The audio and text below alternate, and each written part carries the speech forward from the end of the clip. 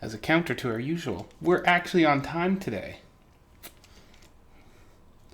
However, that being said, I'm alone!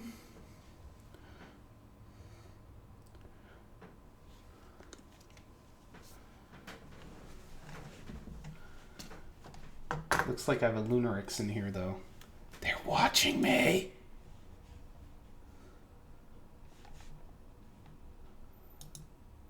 I suspect O is Luna and Axe's hand is also Luna. I'm just assuming everyone's Luna now.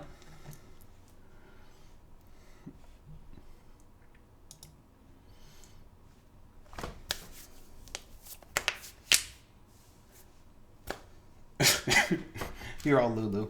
All right. As long as we have that settled, we're golden here.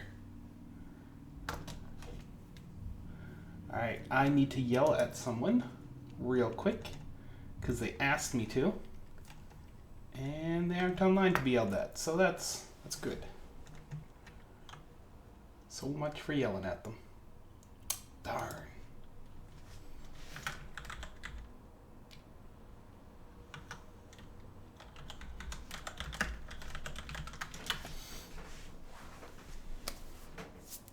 So, how's it going, everyone? Welcome to the weekly MLPDS How to Draw Ponies live stream, where we do the critiquing thing. Hopefully the critiquing thing.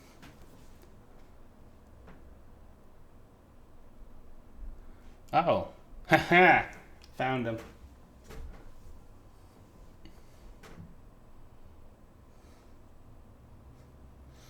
Now I know who O is. We're all good. We're settled on this one. So today we have 2 submissions from the subreddit and 1 from the Discord. Maybe more. Who knows? What? Now I'm confused.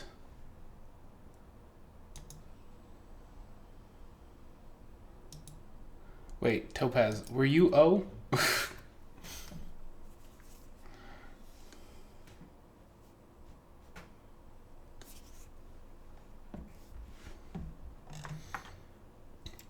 I'm just so confused. Who let me drive this ship alone? Sweet. Mr. Brick in the Wall is here. And I believe this is their picture. Yeah, it is. So, Mr. Brick in the Wall, quick question. Do you have any questions for us in particular about your picture?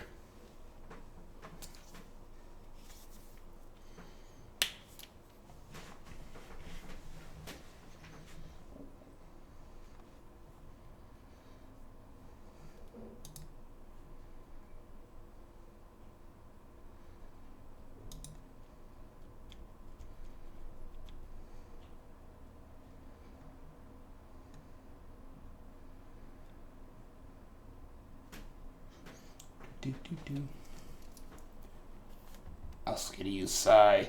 Yeah, Sigh.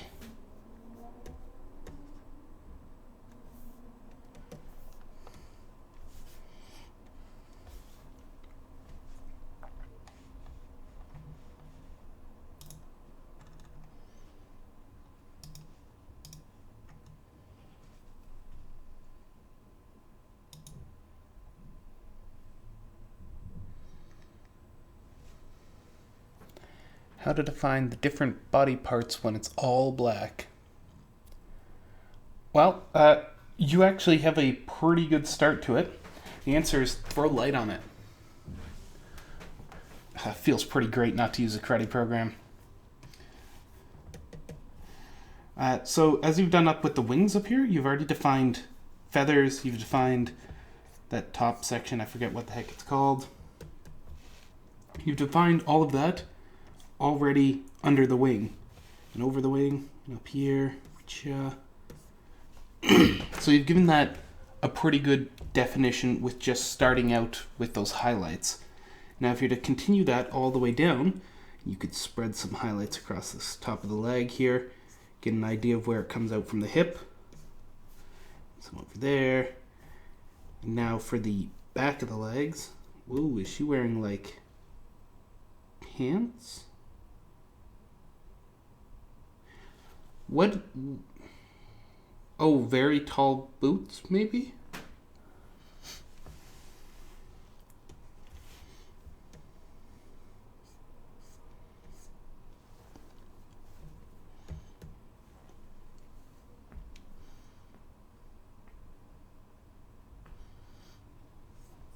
Anyway, deciding on your light source is going to be very helpful and beneficial to you on this. So you've placed the light source behind, so you'll get a bit of outlining going on right on down here. Unfortunately, you won't get any inside the hip, because that's the light source is on the opposite side, unless if there's a secondary light source, which from the looks of the picture, there's no real secondary light source unless if you count the glow coming off of the chest emblem and the butt mark. But you can abuse the light that will be coming off that moon to outline everything around the outside. So I'd extend that light over here, extend down here a bit. Just really paint an outline on them with that highlighting. Making sure to use the coloring that you're getting from the moon as the highlighting color, not just pure white, because it should be a bit of a blue coming onto them as opposed to a white, because light's color. It's not just white. You won't ever get a pure white coming from the atmosphere.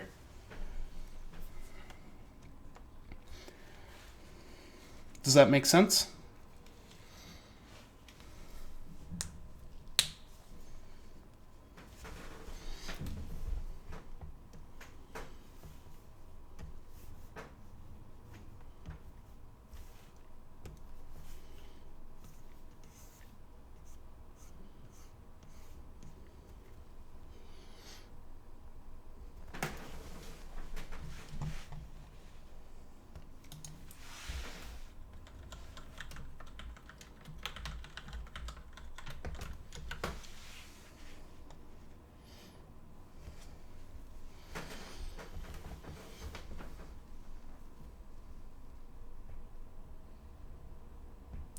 Wonderful. Because I feel you could just attack this picture a bit longer with some harder brushes and some blending brushes, and you could really take it to the next level. Right now you have all these soft lines outside. If you're to re-go over these outside lines, clean them up a bit, along with some of your highlighting that's going inside, you could really make this picture pop a lot more. Give it a bit of a less of a rough feel that it has. Although everything's very softened in here, it feels like an unrefined image. Now, you were talking about the neck in your post being too long, and I completely agree. One of the easier ways to avoid this in the future is while you're doing all the undersketching, make sure to measure out those distances.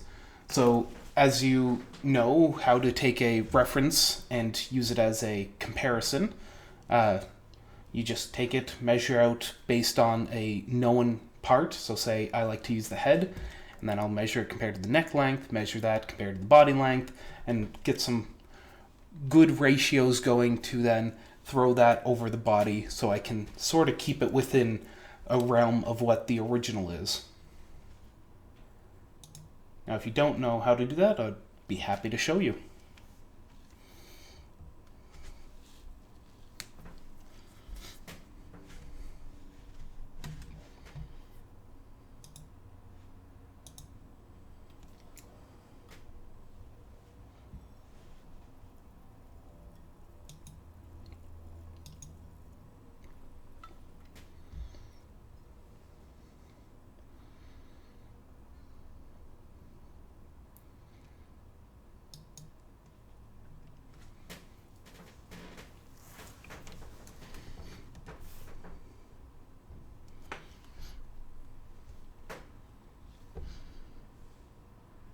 Sure. So I'm going to go quickly grab a reference of Nightmare Moon here, because she's the one we're talking about.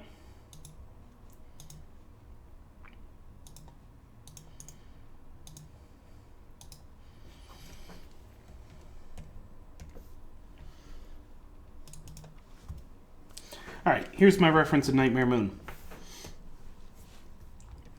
So using this beside our image is what we need to do. So I'm just going to cut her out right here. I'm going to expand this canvas a bit. Let's go 3,000. Sweet. Alright, now we have a Nightmare Moon next to our Nightmare Moon to be used as only a reference. We aren't tracing her, we aren't selling her as our own, we're just using her as a reference. So what I would do is I would look at her head size. So here's her head, done up in that nice little red. And using that, I can start comparing that to the rest of the body. So if I look at that head, measure it out, I can use my pencil or my fingers, whatever's easiest for you. And I take it and translate that down to the body. So from the looks of it, I see this head. Whoop. Actually, I can do this better for us because I have digital. The power of the layers.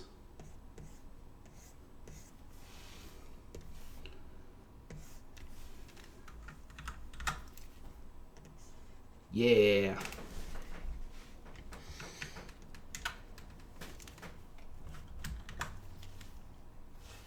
Oops.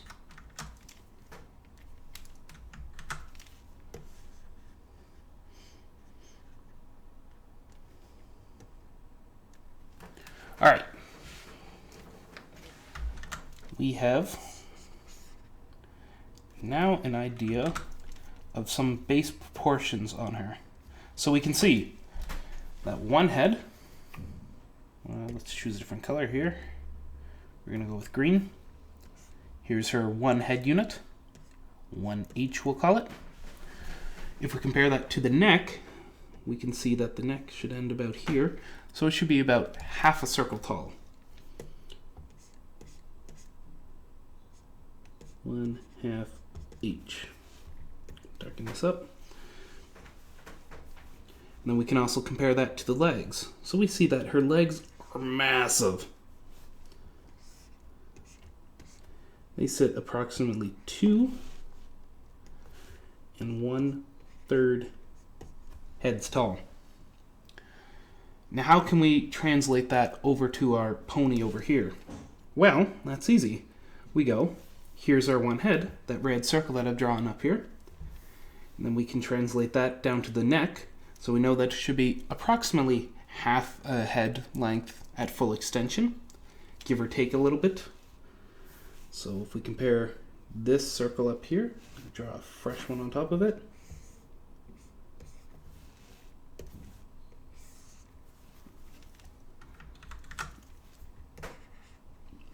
If we compare that to our neck, we can see that we have overextended the neck by about twice its length because it's a full head circle there. So if we're to take the head, pull it back a bit in our undersketch, we would get a closer to the MLP feeling of those ponies. Now if we're to also bring that down to the body, we can see that in our image over here, we have the body at approximately 2 heads wide.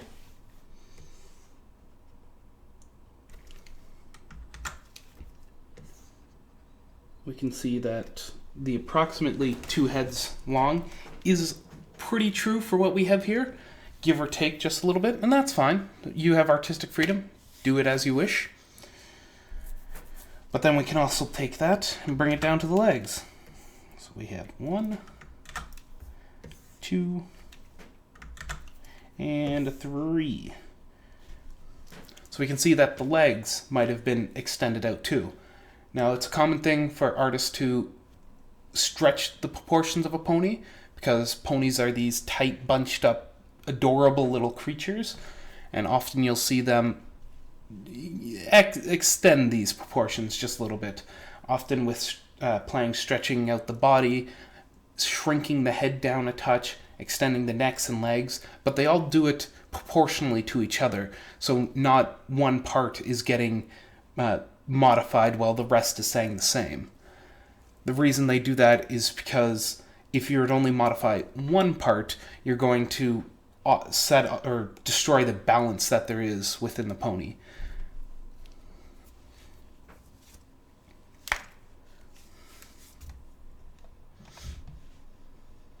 Does this make sense to you, Mr. Brickenwall?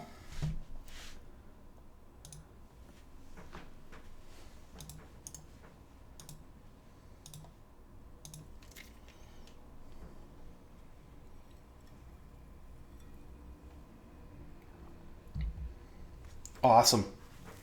That's what we want to hear. So now I love what you've done with the tail. The mane feels very ethereal, and I like your very voluminous wings. They appear to be mostly attached to the right point. I would reassess just this wing over here, mostly because the attachment point that you'll often see used on both the show and things like hippogriffs and even ponies is whereabouts the shoulder blades would be. So if we were to bring this around a bit so we can actually see the attachment point, because the body is turned towards us, it's going to feel more natural for that attachment. The other wing feels just fine as soon as you were to move that wing down a bit. And this might be easy depending on how you've done this. You should just be able to take your cutting tool and cut this entire thing out and move it down just a bit.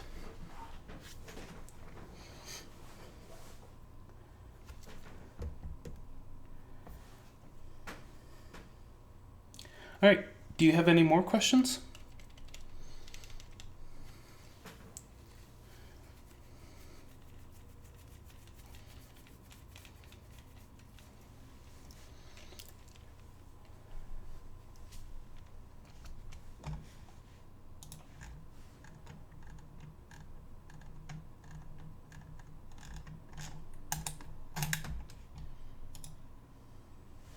And Aurora, you want us to critique that picture too?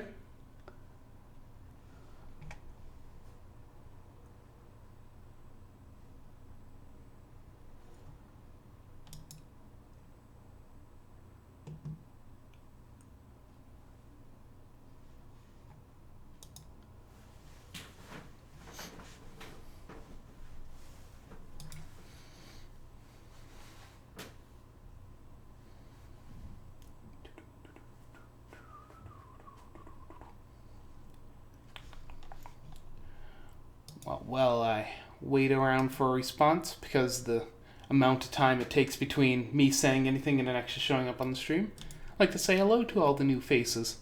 We got K4 Demon V and Mal Winters. Oh, I think I've seen Mal Winters before, but I haven't seen K4 Demon V. 5, maybe? Hello, everyone.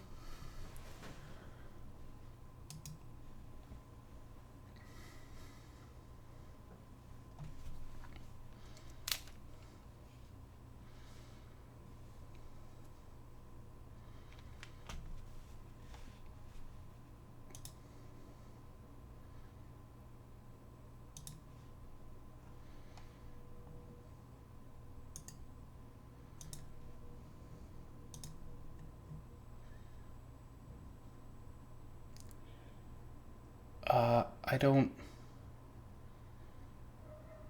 Sorry, I don't recall the point that he's talking about.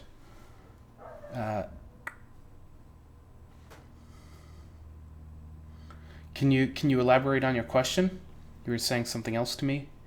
I was saying a lot to you during that. Also, hello, Shadow Scale. How's it going? Not too bad. Just doing the live stream. Cool. Tune in. Haven't seen one in a while.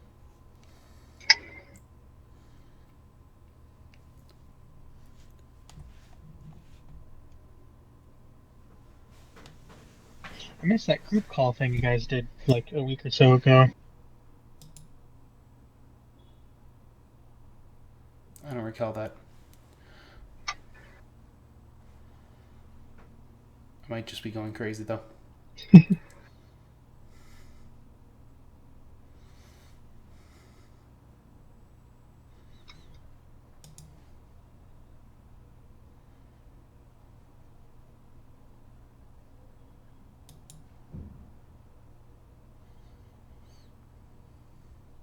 All right. What are you talking? Oh, the lining tool.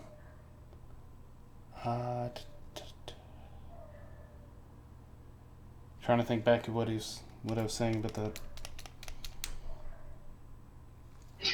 Seems awfully quiet today. Usually you have 2 or 3 other people with you. Yeah, it's a very quiet day. Ellie's hanging out with Luna at her place, and I don't know where the rest are. I think they all went to the moon.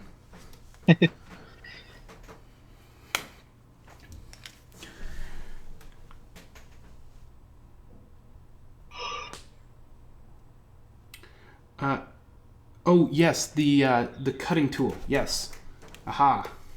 So using our tool right here, we can cut this entire area out of the wing without destroying the rest of the body if you're very careful. And we can easily, whoops, helps if I actually cut the right layer. And we can easily modify this wing to what what it should be without having to redraw everything. Just shrink it down a bit, move it over top of the shoulder. Then we can do a little cleanup, and that would be it.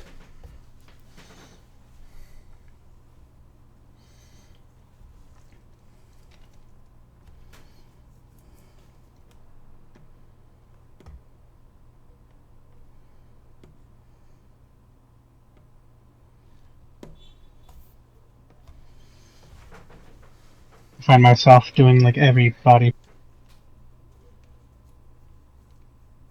You find yourself doing everybody?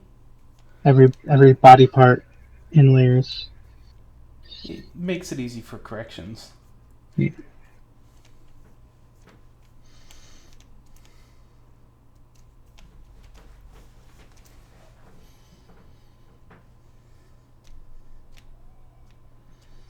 All right. I think I'm going to move on to the next one unless we got any further questions.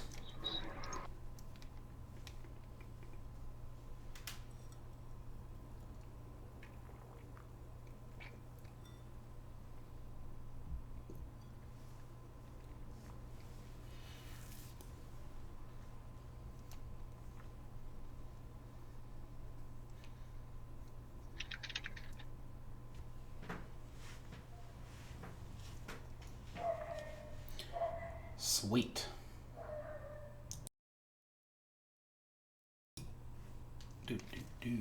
Next up, I think we will do the person actually in the chat. So we're going to do you.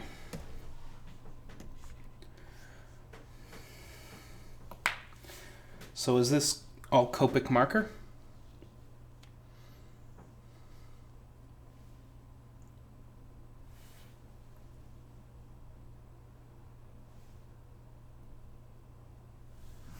Because it looks great. Love the look of it.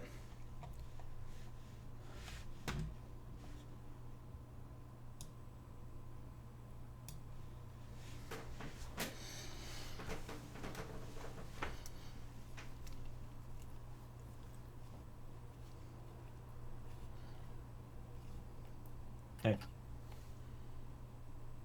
Hey, look. It's the person I'm critiquing. Yeah. How convenient. I would have just stayed in the chat, but that would have taken ages, so... Yeah, it's really, really slow. Yeah. But, yeah, it's mostly Copex.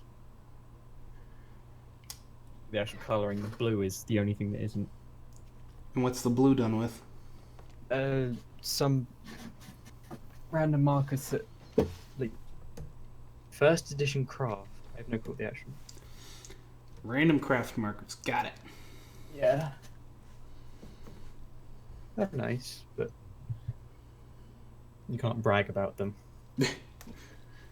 Yeah, no, Copics are worth bragging about. Especially if you have a big collection, you're just like, oh yeah, look at my Copic collection. And all the ladies swoon over you. Ooh, he's got a big marker collection. You know what they say about a man's marker collection? No, no. What do they say about a man's marker collection? I was just trying to make a joke. Aw. I was hoping it was a two-parter. I was just going for the reference, like, you know what they say about the size of a man's foot or something like that. You know, that saying.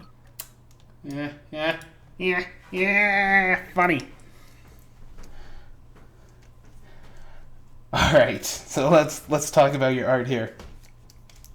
Very much your similar style. I do notice you might have got a little aggressive on your blue there. I think that's just my camera. It's really dark blue. No. I mean, it's actually clipped over a bunch of your lines that I don't think you meant to clip over. Yeah. I'm not used to using these big, thick markers to fill in lots of stuff. It's all right. Happens. Yeah, I do see it, yeah. Undersketching sometimes helps that, but when it comes to putting the ink to the paper, mistakes happen. There is a pencil sketch. I spent like 20 seconds on that. But, yeah. Did you do the blue last? I did blue first. Huh. Yeah. It might help to do vice versa, so you can get the pony defined. Because it's the lighter color, right? The blue's happily going to overtake that. But I'm pretty sure you already knew that. I've seen you work with Copics a lot.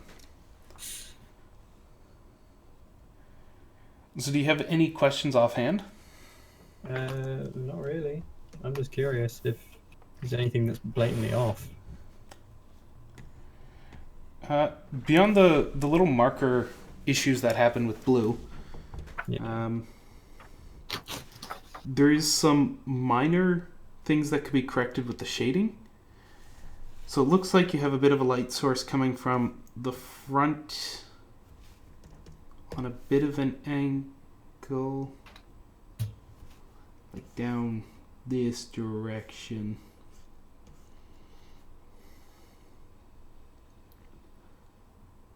But then that shading doesn't follow down to this kneecap here, nor that front of the leg, because if the light's coming from the sort of over the muzzle on it like a 30-degree angle onto the page,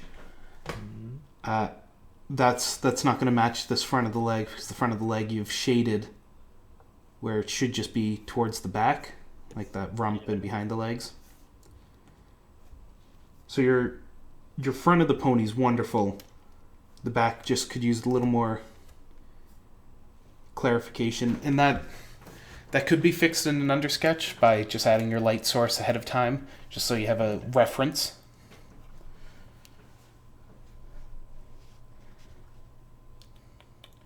Now, how come you've shaded the back of the ear, which is good, but all this fluff you've put inside the ear is left white? Is that to imply it's like a different color than the rest?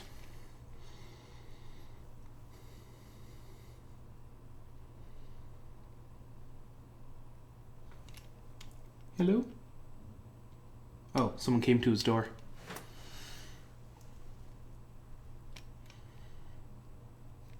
Yeah, hey, I'm still here. Sorry. Yeah, sorry. Yeah, mostly just because I wanted it to sort of stand out. And that's fair.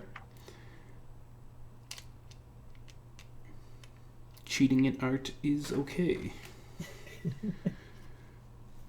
So you've done this wonderful, nice shading done up on the body, but then your mane is left as this very flat, boring-looking paper cutout compared to the shading that you've done on the body. Yeah. Is there the ability of you approaching some additional shading done on the mane? Probably.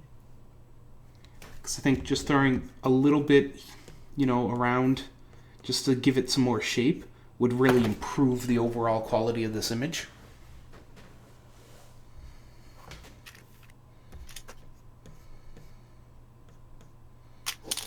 especially because you've done a great job with your shape of your pony. You got these massive Dumbo-style ears, and then you got these very sharp features, but then the mane just falls flat, and it almost feels like a pity compared to the rest of the quality. Like a minute, and I'll fix that for you. All right. That works. And the last thing I see offhand is your hoof sizes. They don't match. They don't? Oh my god, No. they don't. Your front hoof is smaller than Hold your... on. Little bit of blue. You're just going to shrink the hoof? Yeah. I'm going to be honest, it's going to look weird if you shrink the other hoof. And the reason is because how thick this arm is. If we go off even human proportions, your hand, stick it on your arm, depending on... Well, sorry, that's not going to work because everyone has different arms. Ponies have larger hooves than arms. The way it connects, unless if you're an actual horse. If you're an actual horse, then disregard all that. But if you're using MLP as a basis, their hooves are larger than the start of the arm. Yeah.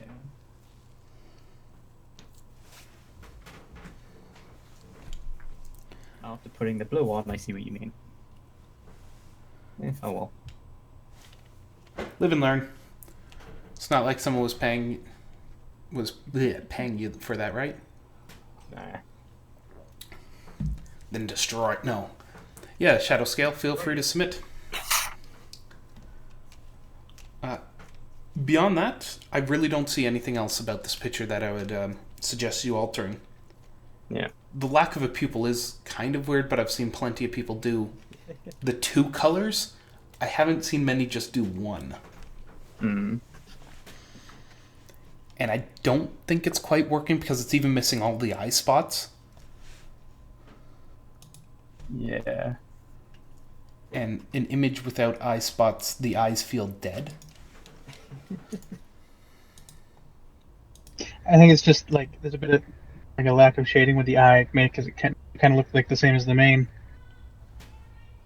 Yeah, I mean, you could add a little darkness towards the back to give it a roundness, or just adding that eye spot is going to bring it to life a little bit more. Now, unfortunately, because it is Copic, you just can't throw a white Copic marker over it because they don't exist.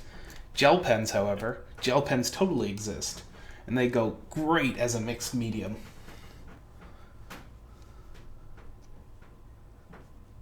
I highly suggest picking up some white gel pens.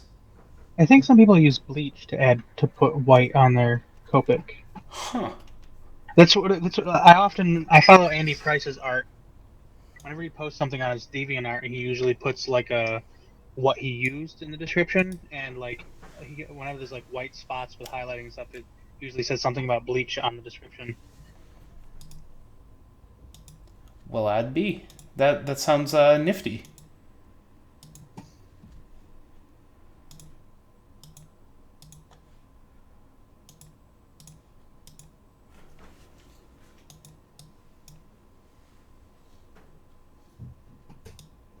All right. Any further questions?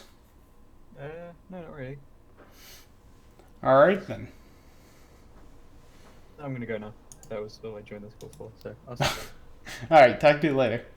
See ya.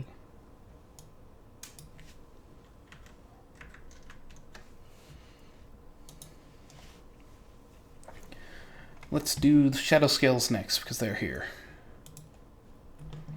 Thanks. And my question is the same question I always have: is assessment of pose, anatomy, and shading.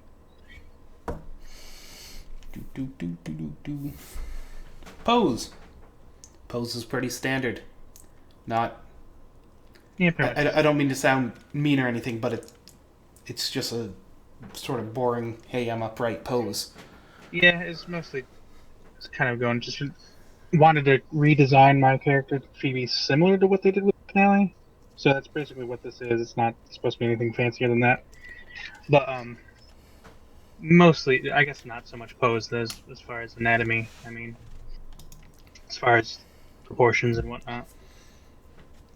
All right. So when you were making up the anatomy for this, because you said it's sort of a hybrid between a regular changeling and those new friendship changelings, Hmm.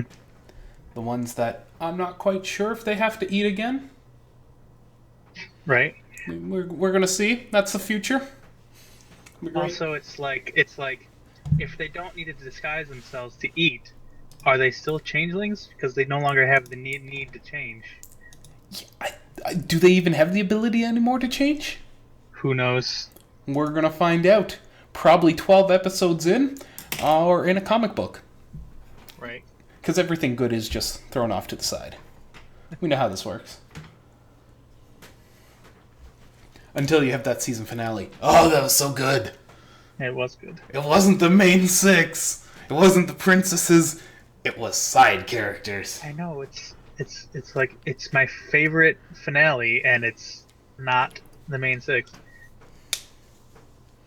I don't know. The DBZ fights of previous was pretty damn good. It was pretty good.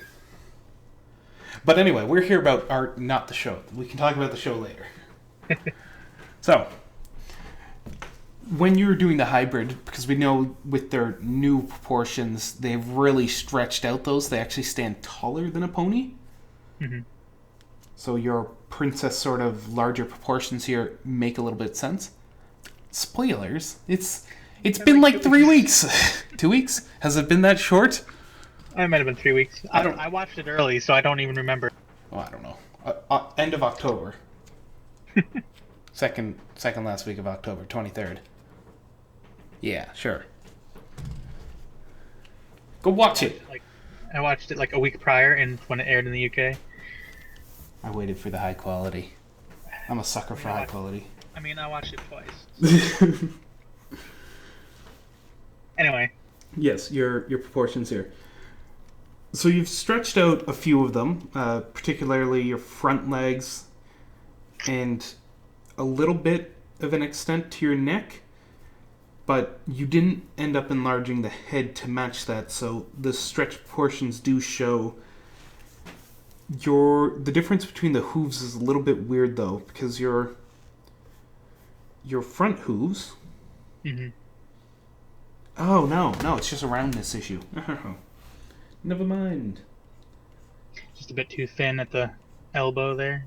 No, just round them up a bit more, so they give that feeling of roundness. Because the angle we're on, we're sort of facing the body, but we're still getting a look down at the hooves, not parallel to them.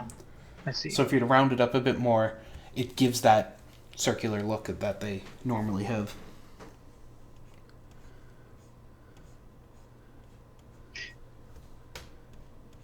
That. It's okay, Topaz. Like a few of my favorite artists, they like haven't even watched the show in like 3 seasons. It's good still. It's full of happy moments. And Dash not being a dink. Now, what happened with the front chest here? So you talking about that overhanging bit? Yeah. So I was looking at my references from the episode, and there is one profile shot of a changeling with the new design. Because I was trying not to use thorax too much, because he's a bit of an exception to the design rule for the rest of them. And they do have a bit of an overhang. It doesn't make much sense, like biologically, but it's there. Now I have to go check out images. Oh, these are so low quality. Because they're all from the UK. Need better references. One sec. I'll grab a better reference via the episode. Shows My Little Pony.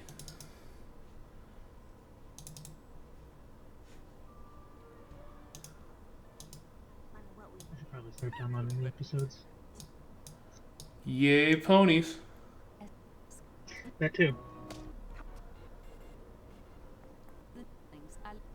Alright, people who haven't seen the episode, I'm looking at you, Topaz. Spoilers inbound. Hardcore. Here we go. It's coming down to the screen. Oh no, it's too big. It least they're easy to find because it's like the last minute of the episode. There's like 4 other minutes past there. I couldn't believe the episode kept going. I felt like it was ending there, and then they just happily wrap things up and give him a pat on the back. So yeah, I totally see what you're meaning, where they did the little overhang. Now, I am suspecting that's an animation flaw. Mm-hmm.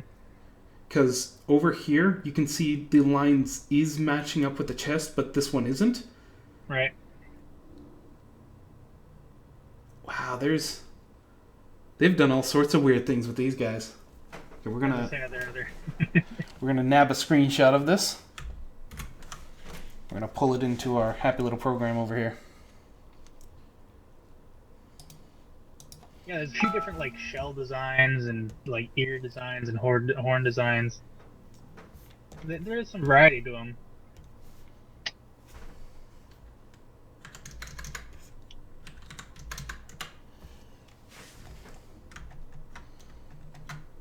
All I see is OC fandom. Here we go.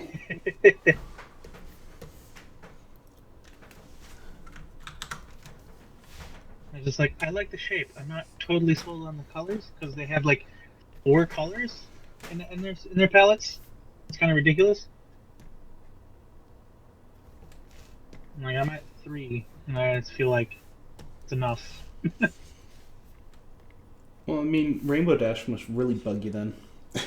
I mean, like her hair. I mean, it's her hair, but like her body only has her body color and her like eye color, whereas these changelings have no less than 3 body colors.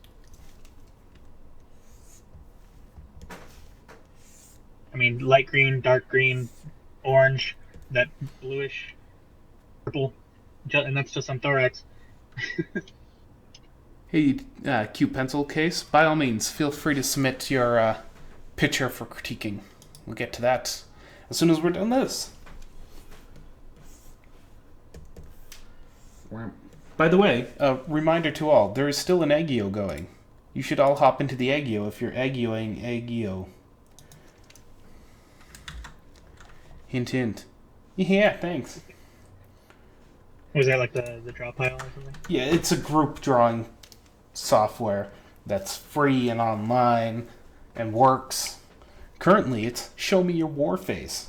It's a really good derpy there, if that is a derpy. I think that's Stranger Source. Man, Stranger Source. Top points right there. Looks great.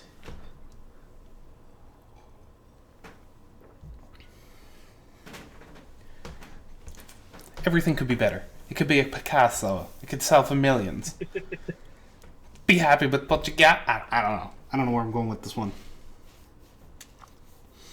All right, let's compare quick proportionality of our little guy. Oh my god, he's just so big compared to the rest of them.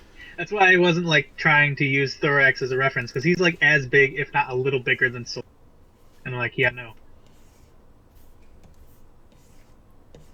Like, didn't he stand as tall as Chrysalis? I don't know. There's shots later where he's just standing next to Celestia.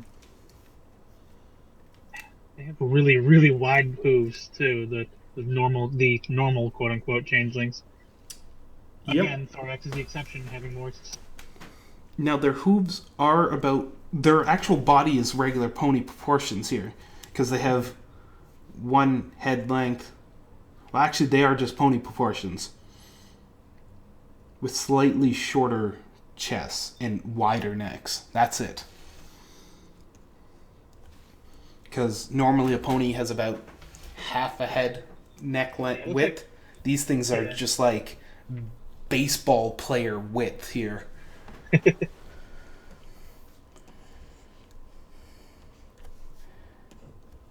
So let's translate that back to yours here.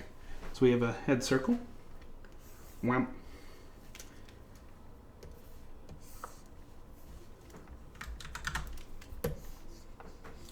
And we can see your body could use a little. Actually, just enlarge the head. Just that would do it. Enlarge the head. Yeah. About 30% more, and all proportions will sit right. You think it's about as large as the chest circle? Just the entire length of the body is slightly larger than one head. Yeah. So here, let's do a bit of surgery. Off with his head.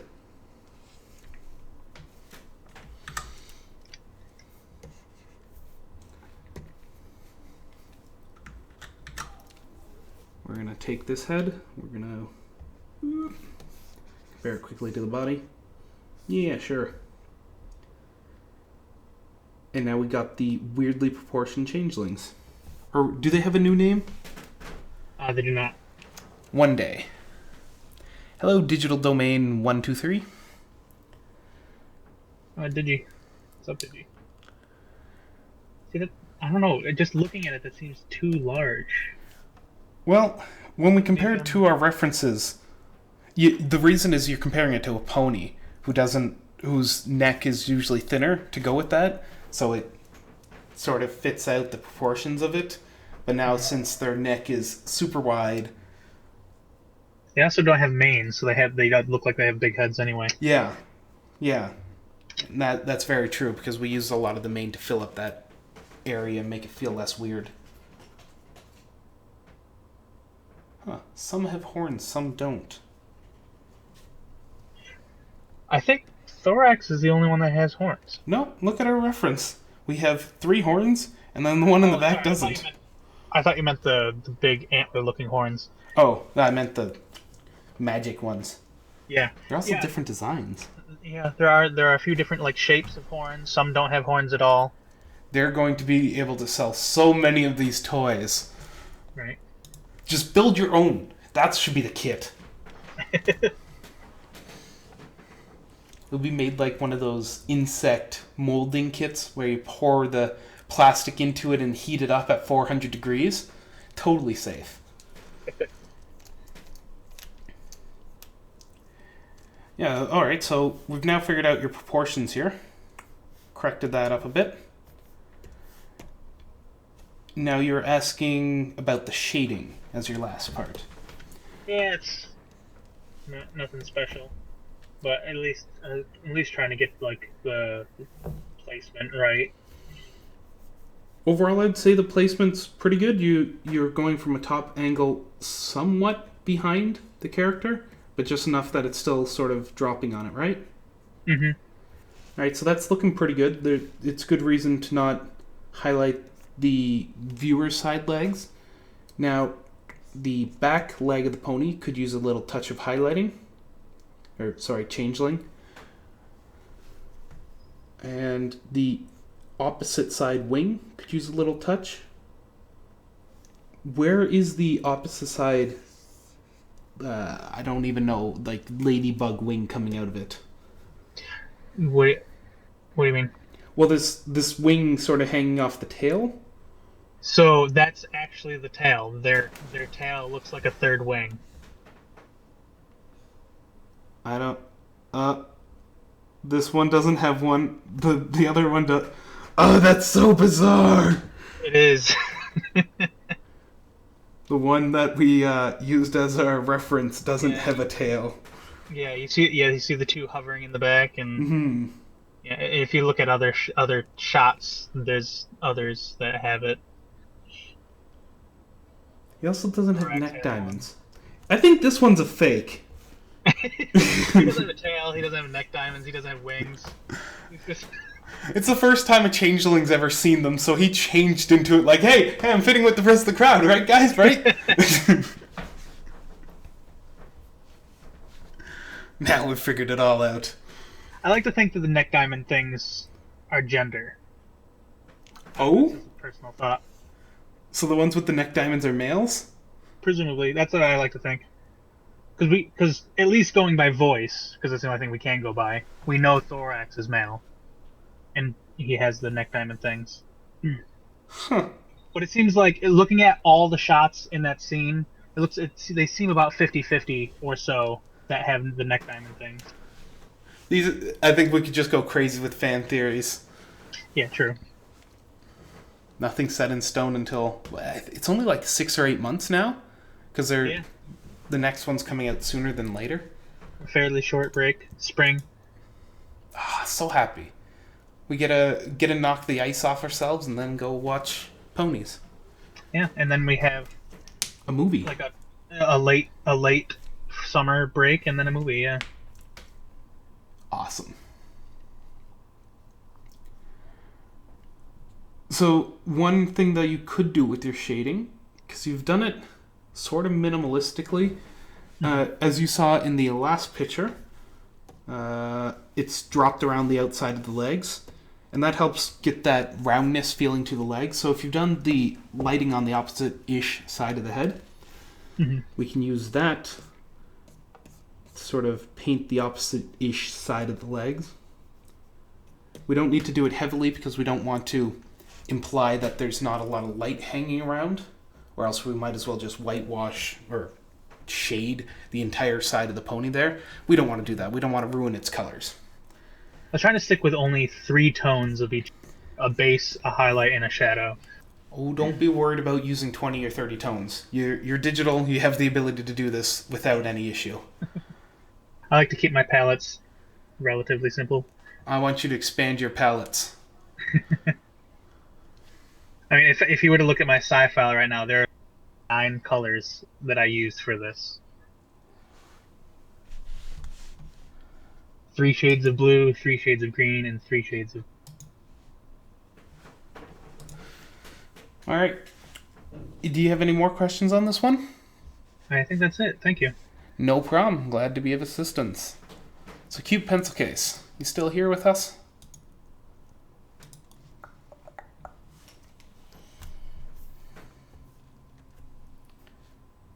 It's not in the Picardo chat. No. That is right. Ping them on Discord.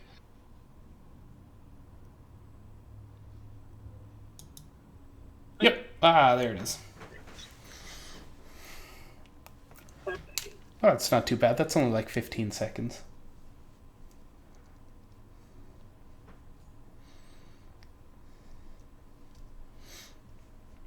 Alright, while they get their art together, I'm going to go grab a drink, so I'll be back in just a minute.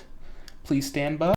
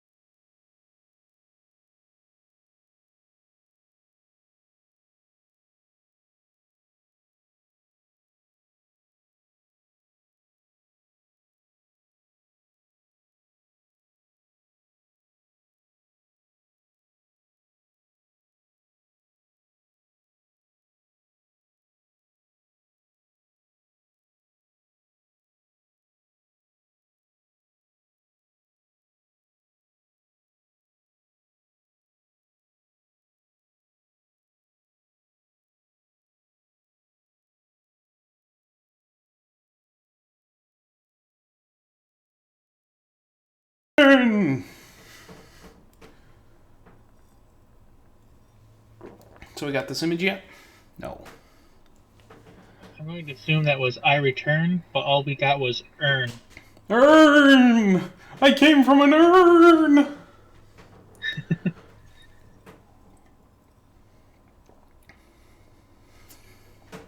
Alright, thank you, pencil case.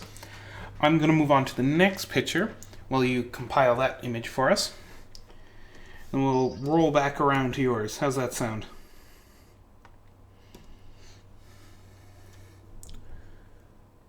I think you need to stop using so many lasers. So this one's actually from the subreddit. This one is from MC_labs15, who I think is also in our Discord. Man, everyone's there. Yeah. That's the reason it's there. Because it's awesome. Everyone should be in it.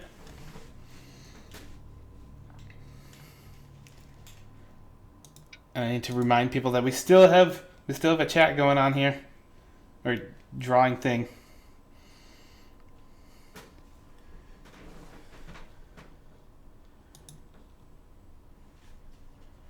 Hey, MC Labs, cool. Just the person I was looking for. How convenient. I love when I get to talk to them. Alright, MC Labs. You tried out your new graphics tablet. You enjoy it?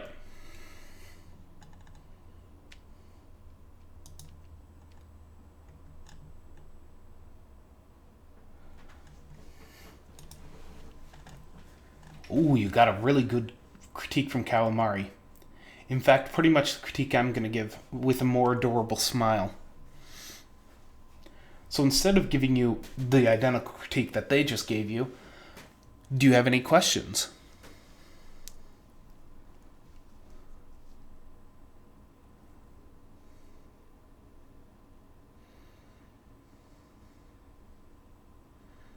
I like the way the outline on the hair extends into the color a bit. It's more of like a strand of hair feel.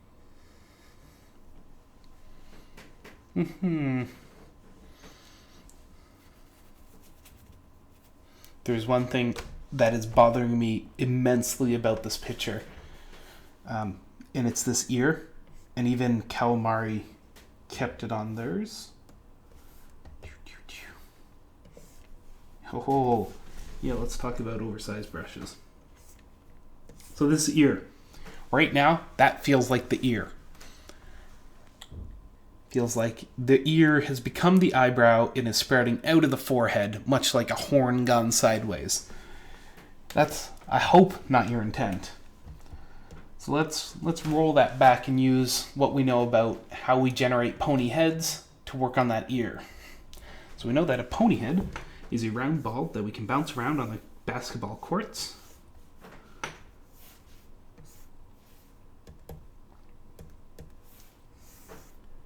Yeah, there we go. One bona fide pony head.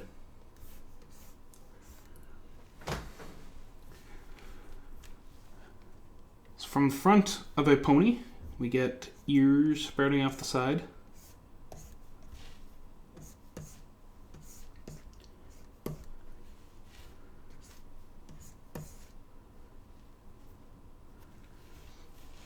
Now, from the side view, if we were to recreate this sideways, we get this.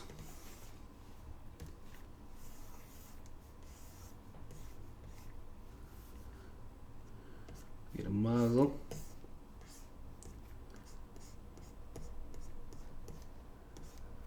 And then we get the head split in half. And the ear actually sits over here. Like, yo.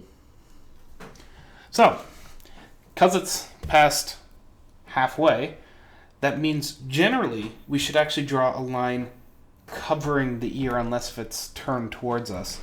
So if I was to leave this line here that I did for the curvature of the head, it gives us the impression that the ear is actually behind the curvature of the head. And we want that, because it cuts that tangent line that you've left there that makes it turn the entire ear into an eyebrow.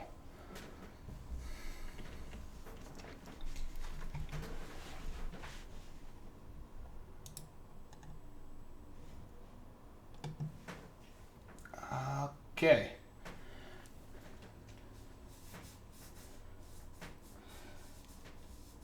Does that make sense, MC Lab?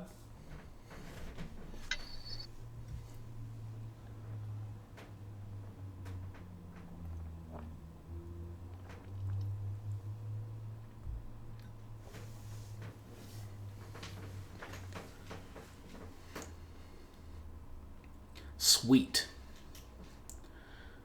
All right.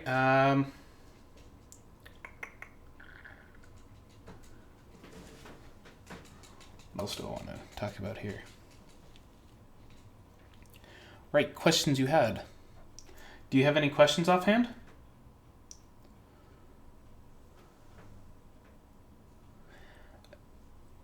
The problem with the references or screenshots as references is they like to cheat a whole lot in the show. They don't take the time to really put in the consideration of placement of ears and that, because you're only going to see it 3 or 4 seconds before it's changed. So they don't need to pay high attention to, oh, it should be placed slightly behind, we should put curvatures here. It's totally not needed. The rest of the animation will easily make up for any downfalls that happen there.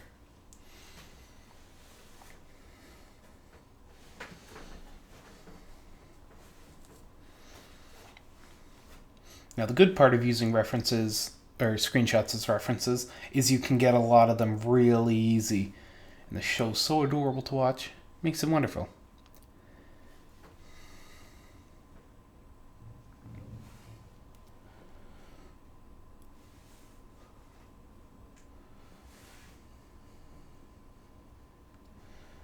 So do you have any questions offhand on this one or about the critique you were given?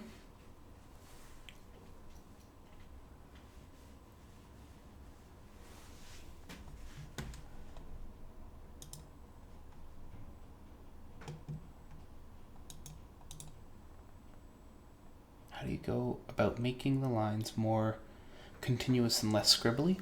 I have a harder time going over my base sketch accurately. All right. To try and improve your line smoothness, you're currently using like not a screen-based tablet. You're using just like one sitting on the table where you don't stare at what you're drawing.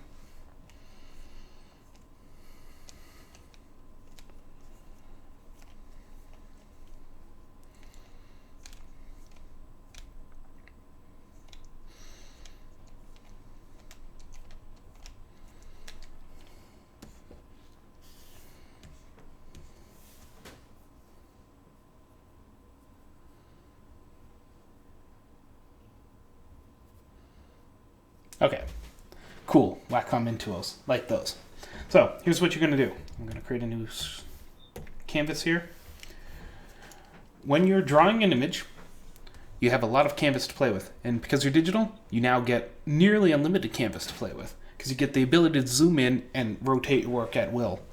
So what you're going to do is you're going to start using your arm instead of just your wrist. What I mean by that is I want you to, on every line that you're trying to get seriously smooth, you're going to zoom on in. So we're just going to quickly put a line down here. We're going to, sure. Pony face real quick.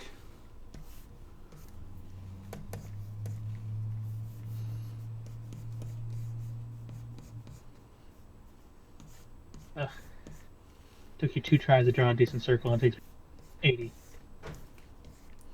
Use the arm. Use the arm. Gotta get that muscle memory down. All right. One very weird pony face. So we want to smooth out this muzzle. This is easy.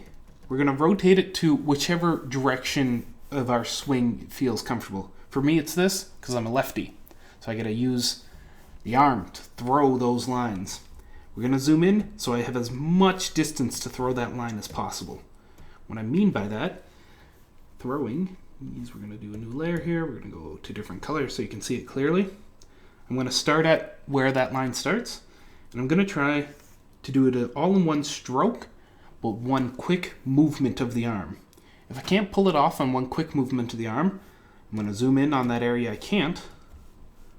It seems kind of like backwards when you think about it. It's like the larger and less precise movement you're making, the more like clean and like concise it tends to be, the stroke. Yeah, your wrist isn't accurate.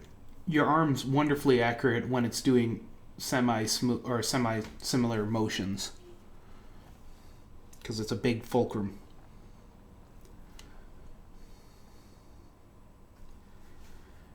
Once we get that line down, we can see that I've overshot where I should by quite a considerable amount, but that's fine, because that's what cleanup's for. So we do a little cleanup, then we can flip the entire canvas. We can do this all over again. And voila, one smooth looking line.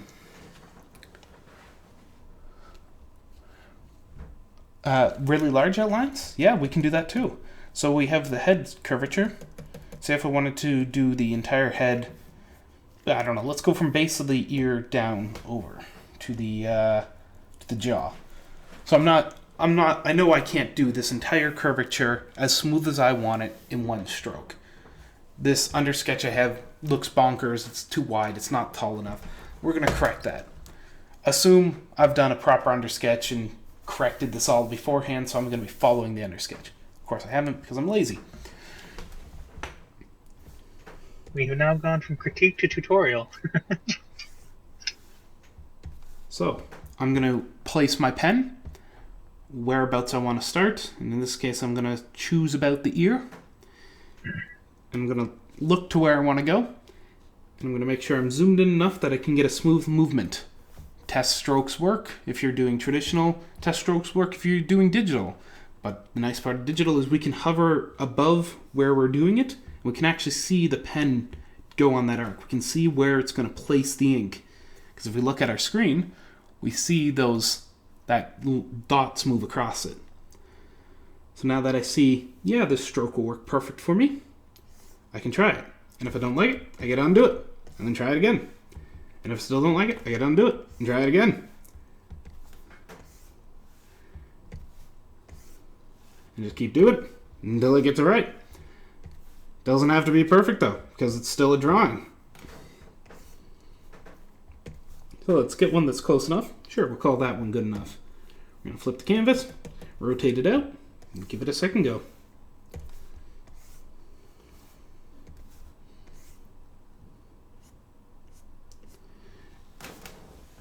Sure. Look, lines. Pardon me? And that's my method of doing smooth lines. Cube pencil case raises another method, which is you do the stroke more than once, and you can keep refining it, and then you go through, and then you erase out what you don't want out of that. And then you're left with a smooth line. Now, this doesn't always work, at least for me, because I'm usually quite bad at keeping line consistency while erasing. But I do know it works for quite a few other artists.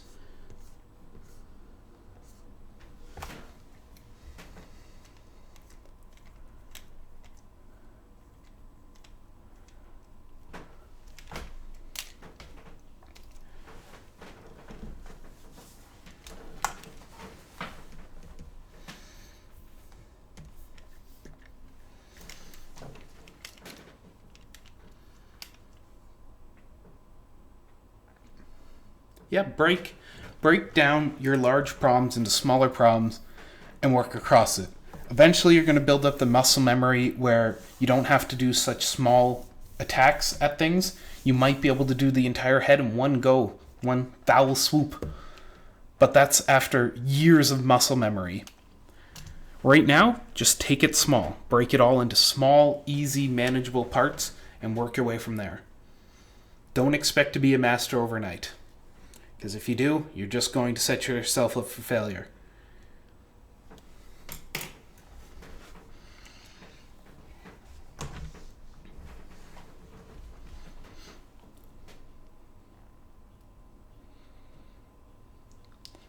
Any further questions? MC Labs.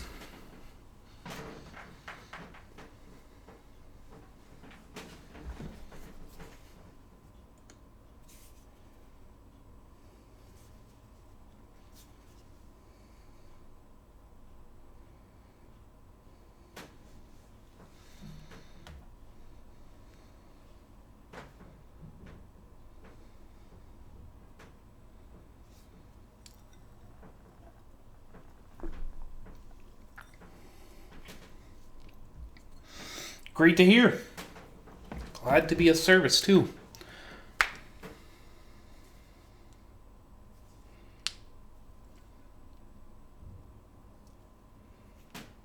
Ah, I misinterpreted cube pencil case. My mistake. Just do, say, half the face and then do the other half. And in the end, erase the lines that aren't part of the form.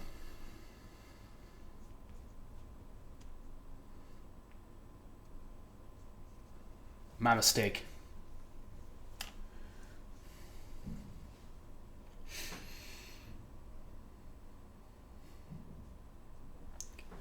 All right, we're going to move on to the next piece then, which is by Theek. I believe this is the last one I have in my queue. If anyone else has any art they'd like critiqued. Wait, no, I have cube pencil case. Nah, almost forgot yours.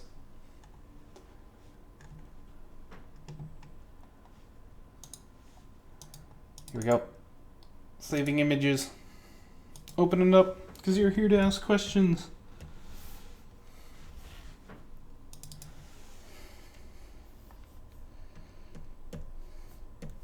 So this was your hair study that View suggested, right?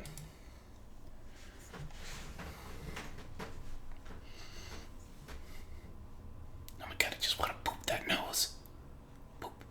Boop. Boop it. Must boop it. It's a very boopable nose.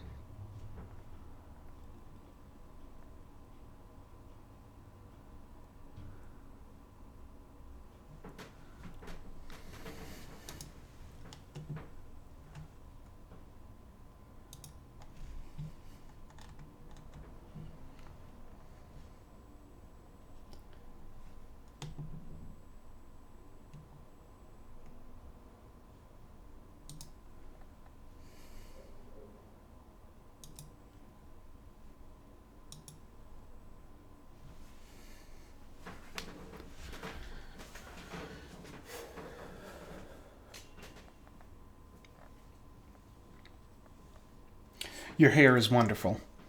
Love it. Love what you've done here. You've definitely really pushed what I've seen of your art on this one. Of course, it's a study, so how you apply it to your next one, we're going to see.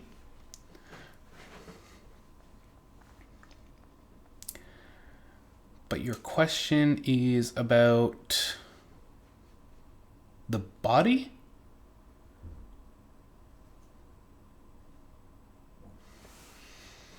Or am I getting this incorrect?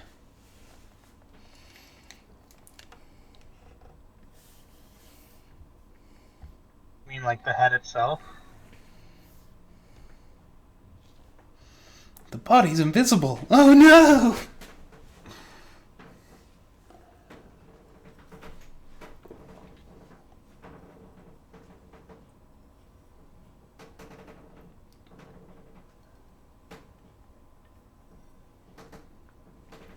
I like that you have View's tutorial stuck on the side right here.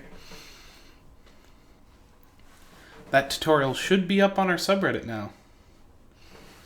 Under, I think, beginner guides, if he added it right. Also, the stream does not do that justice. It looks better when you're looking at the actual image. Yeah, unfortunately, the everything on the stream is slightly compressed down.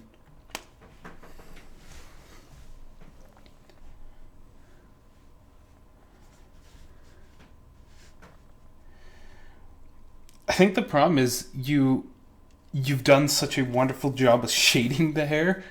You've left the face well behind that. So let's go over that then. Let's figure out what we can do to this to try and take it up and match the hair level. So first of all, I think it's worth talking about some of the not proportions, just some of the weirdness that goes on here. So this is a nearly profile face. By nearly, no, it isn't. Don't listen to me. We reverse my comments. So it's like a 3/4, isn't it? Yeah. But 3/4 still means I get this across here.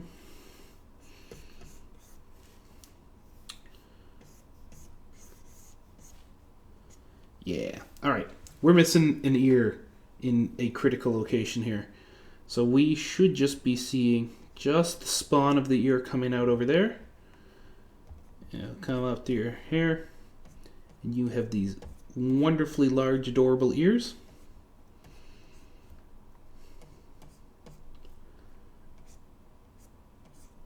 Sure, something like that.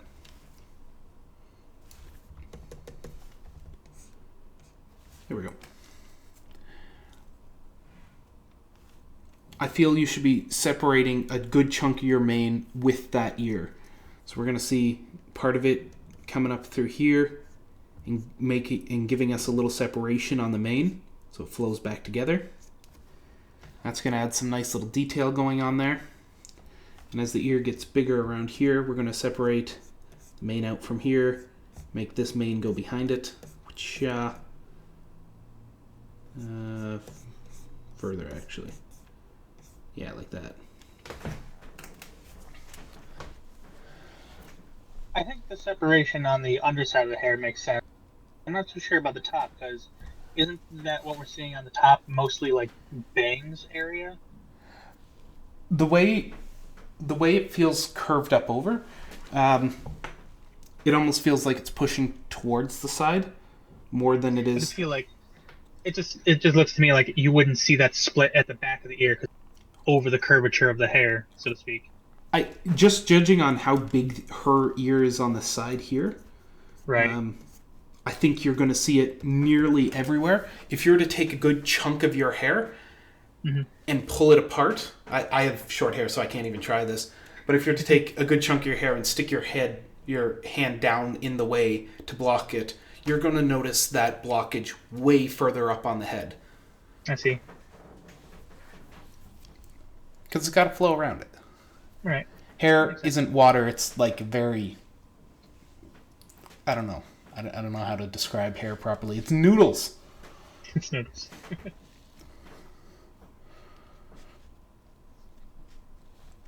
So I would give a little separation towards the top. Make that second ear match the first ear. I know you don't want to because the second ear makes things look awkward and weird. But I think if you were to keep with your adorable style you do presently, you could pull it off wonderfully. Now, as far as the rest of your face going, you've done a hyper-realistic hair, and then you've kept with your cartoony, adorable face. So how about we push that a bit further to get the hyper-realism into the rest of the face. So we can still keep those cartoony sort of aspects about it. Your little button nose that goes on here. We can happily keep that. Button nose. But we have to give the impression that it's sitting in a 3D environment still. So we're going to figure out how to make it slightly more 3D. And this might require actually drawing bits of it in 3D to sort of give a skeleton to how we're going to place our shading on it.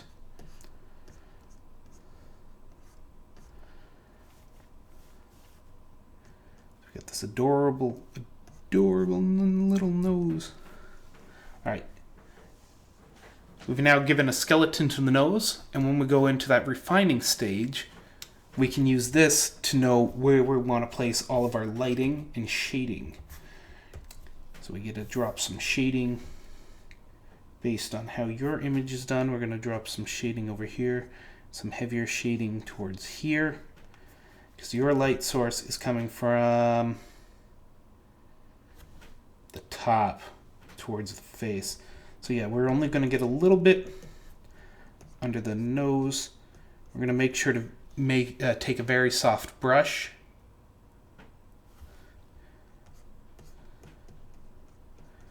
We're going to bring it around to the rest of it. And we're going to use the rest of the area up here for all the happy highlighting. I'm going to make sure to change that color so you get better an idea of what I'm talking about.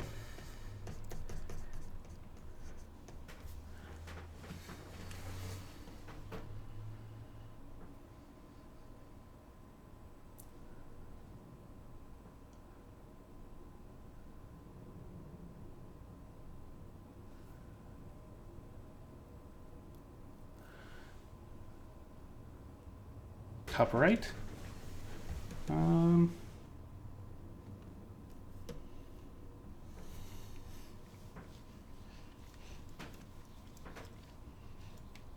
If you say so, it's a very soft area of a light. It could be, 30, 40 degrees across the face. It doesn't matter. It's going to still work out. Your idea is just to give some roundness to that nose. Now, as far as the lips, make them lips. Lips have a little bit of glisten to them. They have a bit of roundness hanging around them. So we're going to apply that to that too. And same as this cheek here. The cheek's just not like a vestigial thing that sticks off. It comes around and curves about.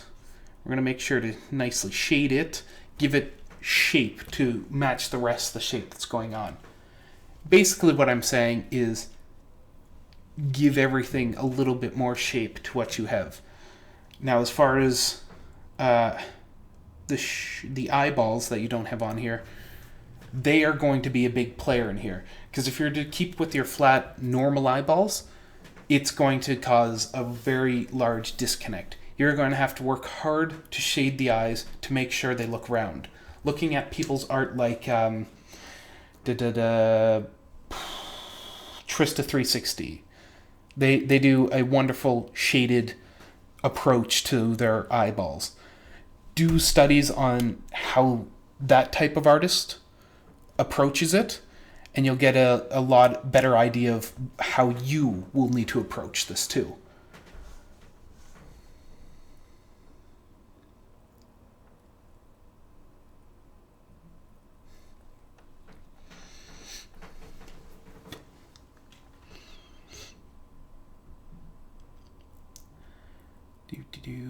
What else can we do here? Right.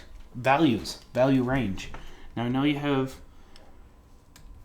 a pretty large range going on with your values for your hair. So you have this very, very light whites going up in the top of the mane, and as it comes down, it gets to these nice, rich darks down here. You're going to make sure to use that same values that are hanging around here on the rest of it. Because if your body is a more stunted value range of between light and dark, that contrast range, it's going to look awkward. Right now, your body is more stunted as far as the range go, because we have this nice rich sort of peaches up in the top, and then it goes all the way down to these wonderful darks.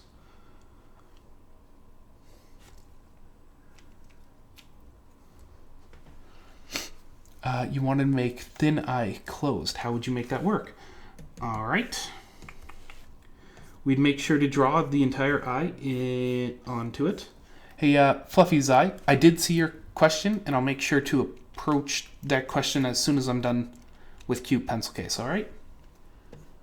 I haven't forgotten about you, bud.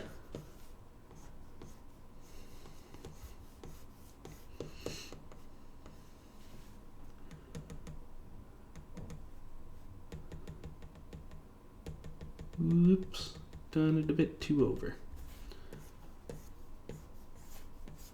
All right, so we're going to slap the eyeball on there. We're going to make sure it's where we want it.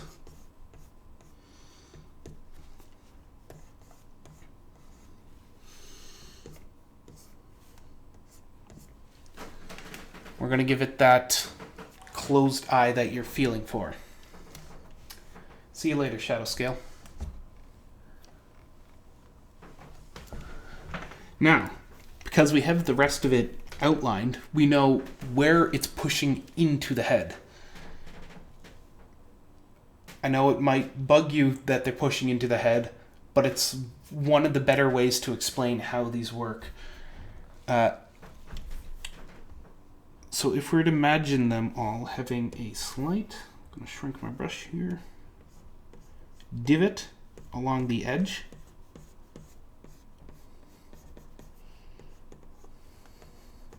We can use this divot as that curve, or as that pushing into it. And what we want to do is we want to make sure there's a clear distinction between along this area here, but we don't want to make it too bold. Who's got a good example of this?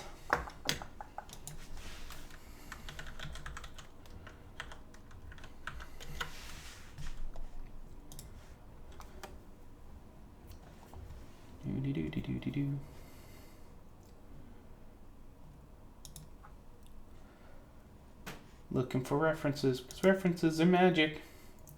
Look at other artists and how they do it, because they've figured it out.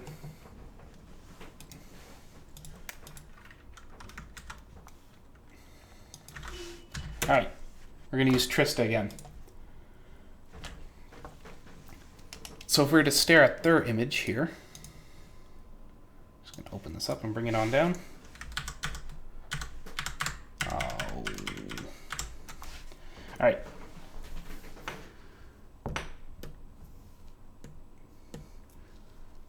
Now look at their eye. So you can see that ridge they've formed along it, along the top of the eye, and along the sides of the eye. They've made them imprinted into the head. And the reason behind that is because, much like your eyeball, they are actually slightly shrunk into the skull. It gives it that, what, my words here are failing me. It gives it more shape, more body. And so on your sketch, when you're laying that out, just throw it in your under sketch and try a little shading. You're going to use preferably hard lines to try and get, well, the hard lines of the eye, because you don't want it to be a soft, smooth transition. It's a very small area that's actually imprinting. The rest should be smoother.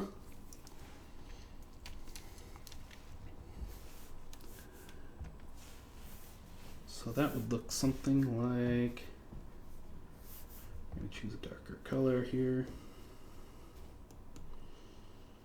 I'm going to go wet brush, smaller.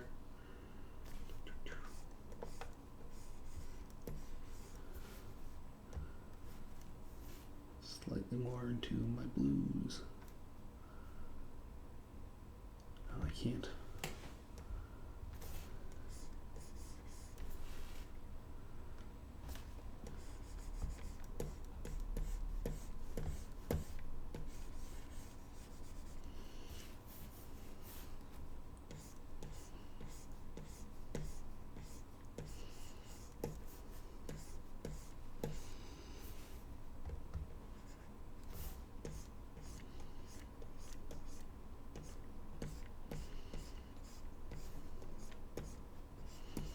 Master checking in.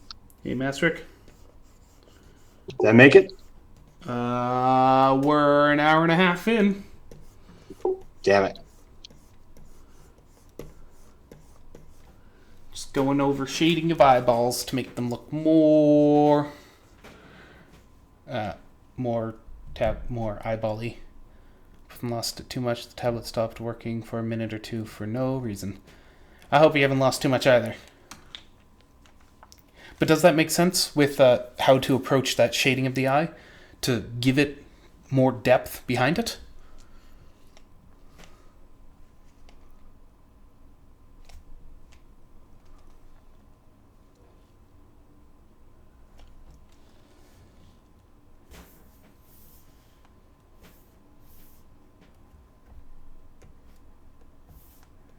You can go really dark in these.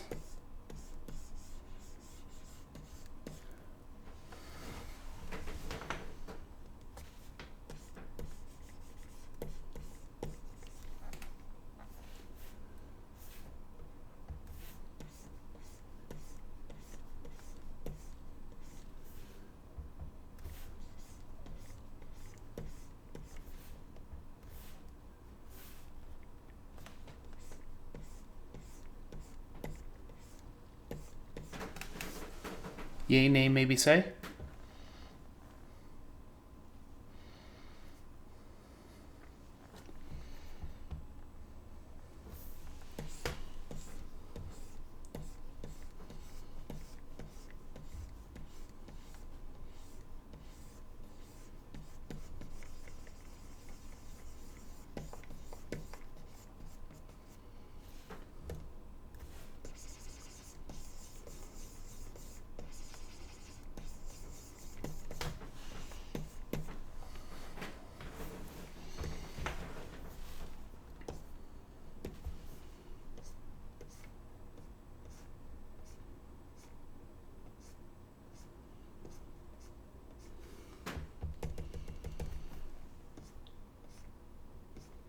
Yeah, so I apologize. I tried to hurry as quick as I could here. Yeah, But, that's all right. got in time. It's all right. No need to apologize.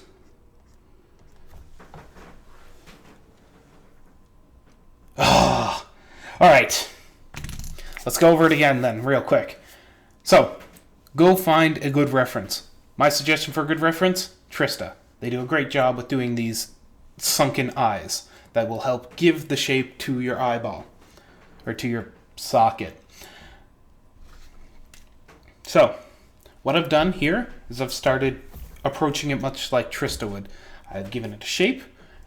I've made sure to use that outline. You saw that red outline hanging here. Yoink. We've given it that shape. And then I've approached it with a darker, or the darkest color I'm willing to go on here. And to grab that darkest, I've taken your light for the body, and then I've compared that to where the light on the mane is. And I can see that we're slightly above it in the hue, in the contrast range. And I've compared it to the darkest on your mane. And now I know about how dark I'm willing to go. So I'm sitting right about there. I gotta go look, and I'm sitting to right about here. So that should be our darkest point, because they're under the same amount of lighting. Need to apply that, and we're gonna use blending and shading to get a smoother appearance to that. And we're gonna go to town. But sunken eyeballs is the method here.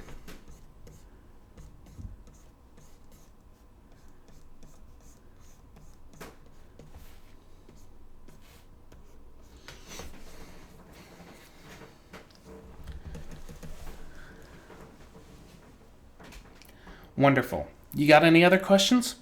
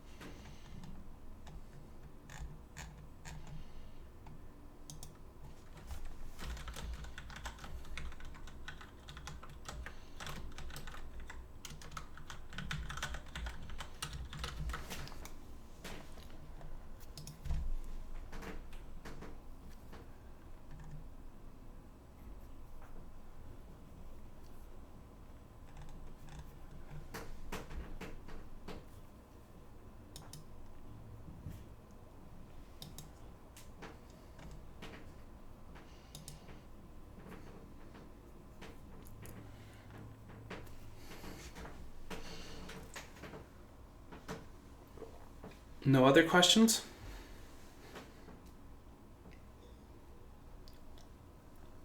There's always a question. Come now. We know the answer to this. All right. There's a delay in the stream. It's sometimes hard to tell if they're not responding or just waiting for the stream to catch up.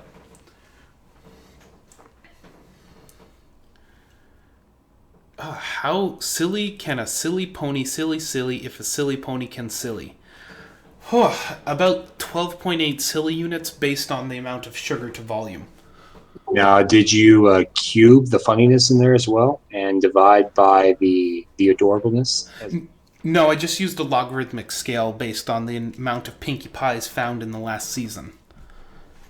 Okay, just had to make sure, because if you factor in cute pencil case, then you gotta factor in the cuteness scale as well. There's a whole nother derivative algorithm you gotta put in there.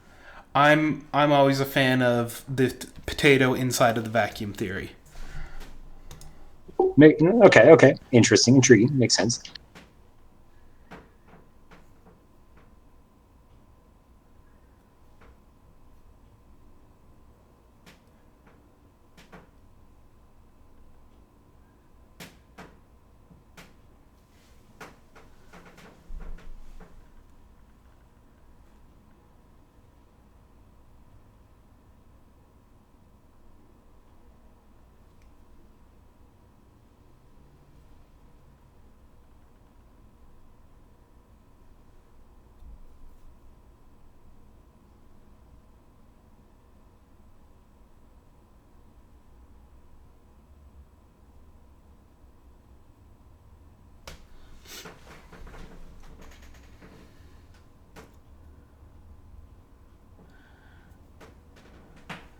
Alright, I have Fluffy Guy's question, and it's about how you define shape with shading.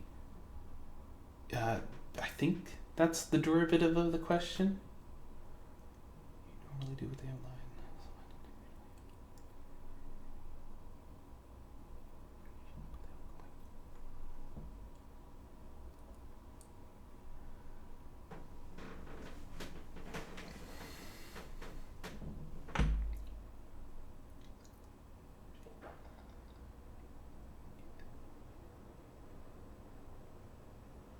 Oh, ho ho ho, ho ho ho ho. Now I'm getting more of his questions. It does come down to shape and deciding on lighting values. So his question is, I'm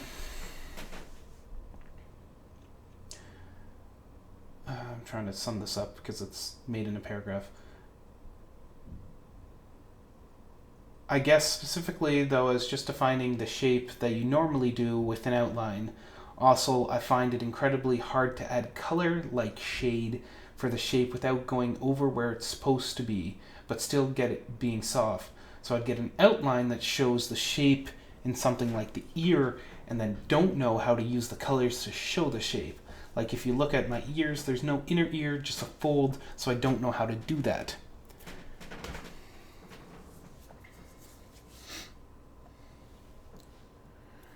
Alright, we're going to quickly grab one of Fluffy's Eye's pictures. Fluffy's Eye, Fluffy's Eye. And see what we can do about those ears.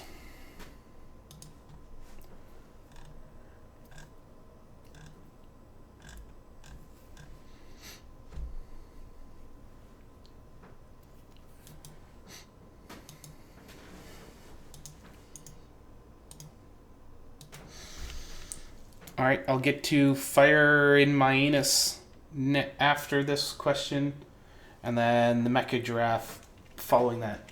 And Spooky's Eye, if you could get into this chat, that'd be wonderful. Yeah, so we have these questions here. I'll help you out. I'm just logging on to everything here, so I don't have anything up just yet.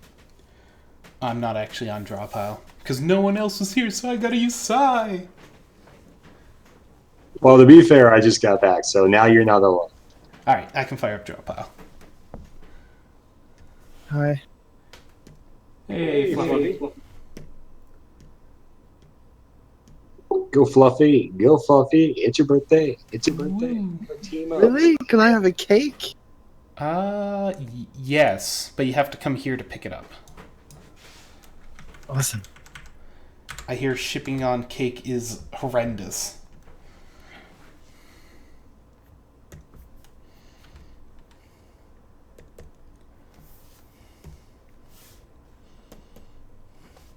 So we're looking at one of your pictures now.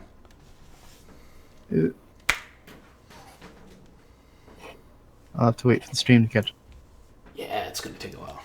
Well, it should have just caught up, hopefully. All I see is like a cursor kind of multiplied over the screen. Oh, no, there we go. Came to life. And Mastrick, feel free to join in. Drawpile's live. All right, can you? I could give you like a flat sketch line out of that if you wanted to like throw some colors on just to sort of if Sure, we can do that. that would help.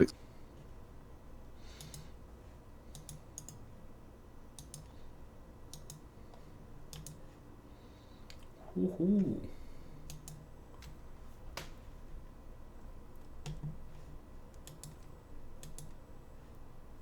Today's been absolutely nuts. I've been running around for about 10 hours straight now. That's a lot of running. Yeah, well, literally, I'm running around trying to finish projects. There's a major event I'm putting on tomorrow, so it's been crazy. Are you sure you aren't Doctor Who? Yeah, that who knows? Because it sounds like you got a whole lot of running to do. Thank you, Fluffy. I got it. Nice it. I am an endurance runner, so it works. But no, I'm liaisoning between 89 different organizations for a major career event that I've been doing in my off time here to help people find careers for service members. So yeah, it's coming to fruition for the event tomorrow, and I'm just full month. I'm excited. How are you so altruistic? Like, what the heck, man? Just get out of your phone, that's all. All right, Applejack.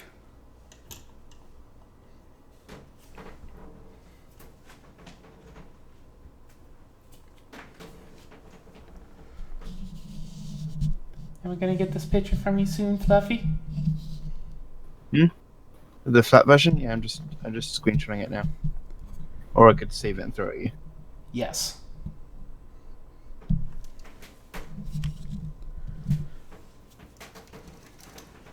Right now, everyone's just getting Just a flat cute colors picture. and lines, okay? Yeah, that's fine.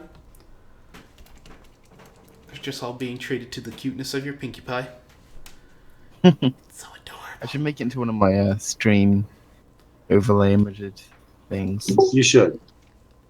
You know what you should do though is I can see a collab between both yourself and Q Pencil Case in the future. I'd like to see that. We've drawn each other's styles, so that's only one step further. Yeah, I know, right? I can see it. I know you two would have fun with We it. were talking about doing it. Actually, I definitely want to do that. Do it. Do it. I Do knew it. it. Do it. I knew Do it. it. Do it. Do it. Wait, wrong Discord place. Actually, I'll throw it into the. There's like a voice channel chat, isn't there? Yeah. You know, one thing I've always liked is the collab triangles or circles where you get multiple people in a collaboration, and then you have someone do something, and then they switch it with another one of the people in the triangle or circle, and then you go around that and you work together on a piece that one person has created and developed, or you have two people within that circle that switch, kind of like a secret Santa, to do something like that. I want to do that for when we get closer to December. That's one of my things I want to put up again. We did round robin arts, where we trade up art in different. Everyone does a sketch and then passes it to the left, and then they do the line art of the one that was passed to them, and then they pass off the line art to be colored, and then pass off the coloring to be shaded. That was something we once did. I gotta just shrink this image.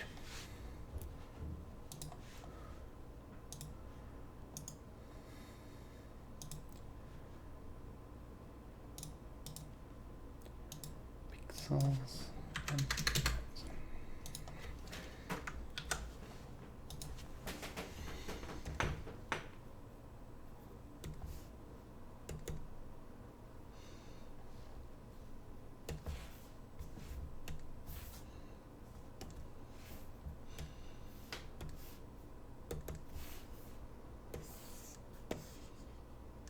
Alright, now we got Pinky versus Pinky. One will win, one will lose. Choose your favorite.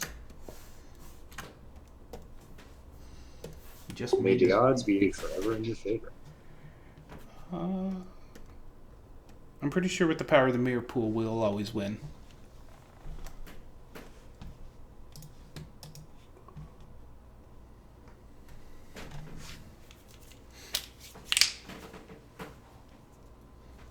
That's funny. Cute pencil case. Yeah, I get what you're saying now.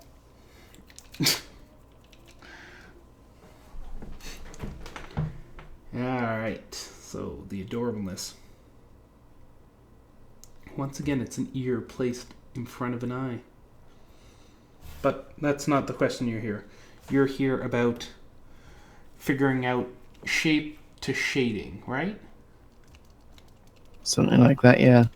Just like it's easy to define shape with an outline, and then shading helps on top of that. But then to only have shade, because of course with those lineless styles, you can't just like shove random lines on just to show that there's a fold here. You have to be more clever about it, and I just never was able to figure that out. All right. So then we're going to examine how your ear is built from not just this angle, but we're going to reinterpret that angle across different directions, all right? Mm-hmm. And hopefully you can start applying this to different areas. We're going to see. So, we have your ear looking like a taco. As it goes like this, and folds back over on itself. This program is so much worse than what I was just using.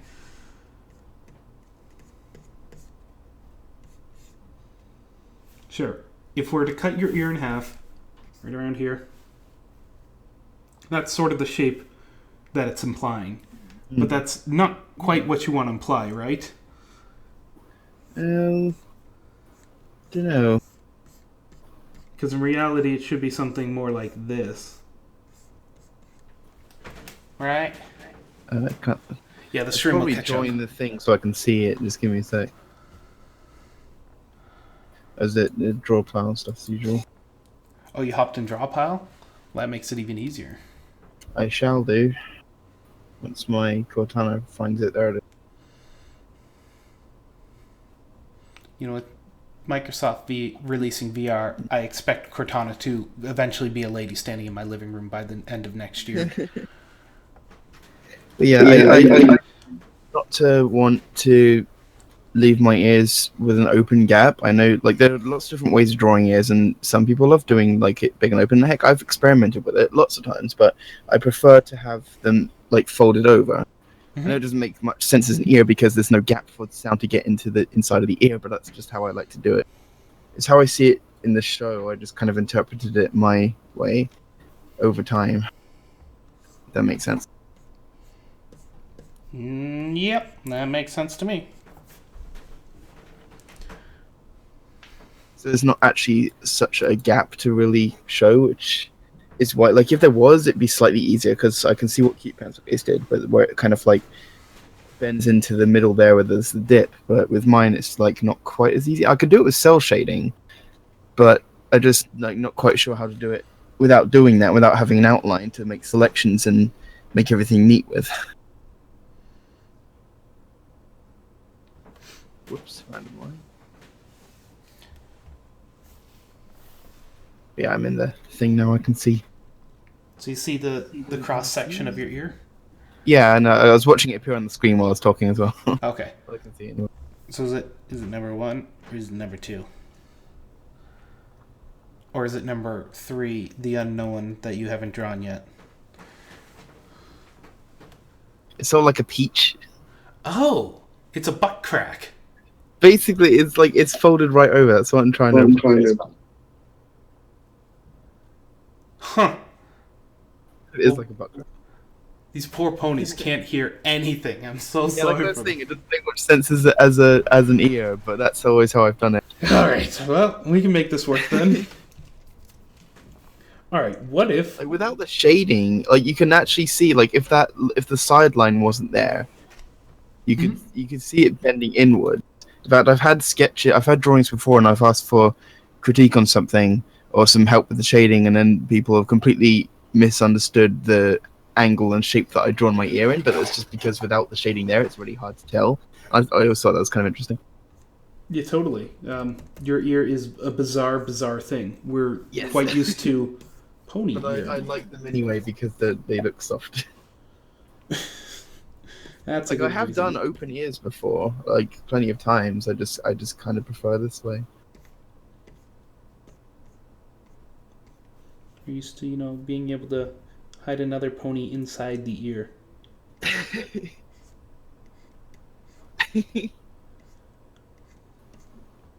That's kind of funny. Pony inside a pony. But instead, yours is a butt crack. It flatulates. They would just kind of be Oh some, like, man, a sticking out. brain fart would actually flatulate out of their ear. Oh my god. Anyway. Oh my god. Yeah, that's a picture in the future. I think it has to be now. Yeah, I think Q pencil It's case still very has this- round and soft CPC. It's just like, yeah, I don't know. It wouldn't be that sharp because it's still a very round object. I'm just not really sure how to show that without it's- putting lines. in. Sorry. I want you to re-examine how light works. And the reason I say this is because you're saying it's going to be not sharp shading, but how's your room set up? You have an overhead light and then your monitors glow on you? Yeah. All right. Can you shut off your overhead light? Yeah. Your monitors are going to be great for this. Okay. All right. I want you to hold your hand about, let's say a meter away from the monitor. That's like 20,000 feet for you. No. Hold it. I don't know. You're American, right? No, European. I am British. All right. The meters mean something to you. 1 meter away from your monitor ish. All right. Yeah. So now the back of your hand's dark and the front of it's bright, right? Yes. Cool. Look at the shading or the line break that you get from between the shadow and the light on there, on the side of your hand. It's still not like a completely sharp because that would make it look flat. No, and you're right. It's still got some softness to it. Some softness between the gradient. Of course, it's going to go up and down, but like I don't know. Unless that's what CPC meant, I just thought it That- sounded more like that is really what- sharp, like almost cel shading, like which is it. Unless you do it very cleverly, tends to imply it goes suddenly to an edge. No, I'm pretty sure CPC was meaning just there is a harsher break between the Okay, bright and okay. the dark. Yes. It's not a completely smooth, like shading a tennis ball. It's quick.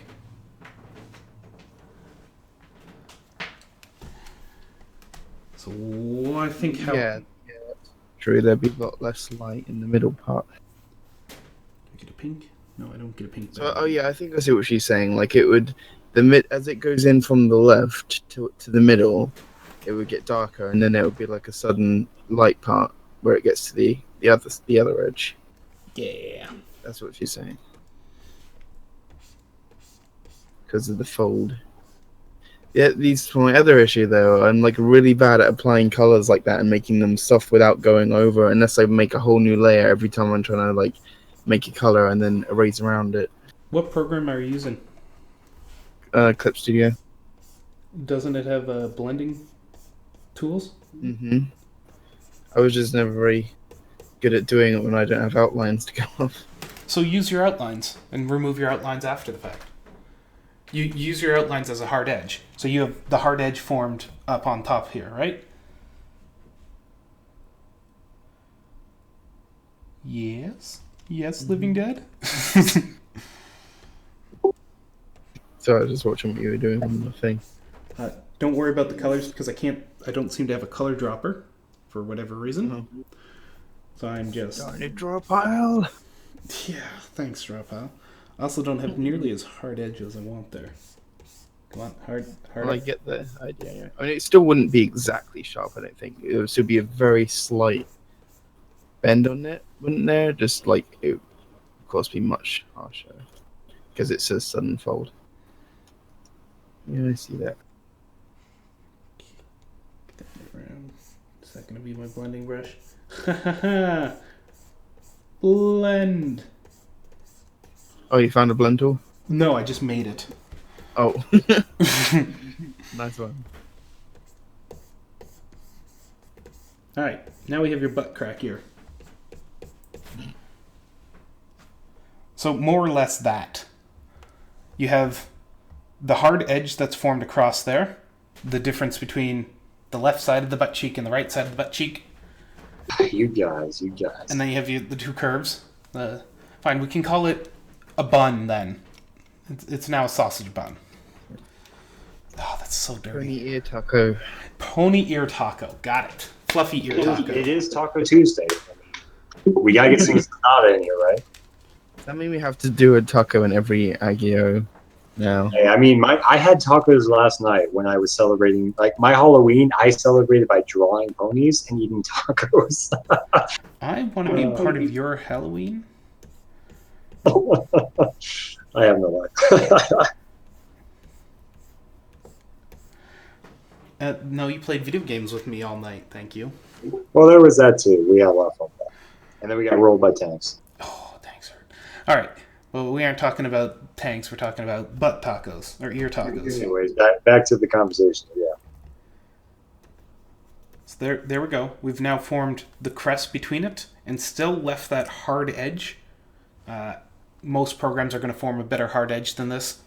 I apologize, but Drawpile sucks. Oh, dare it. Yeah, I know. Does that make sense for how that shape was formed? Yeah. Okay. Good. I was worried I wasn't making sense to you. Fire Nimbus in the chat as well. What a beautiful butt. It is. Because it's pinky.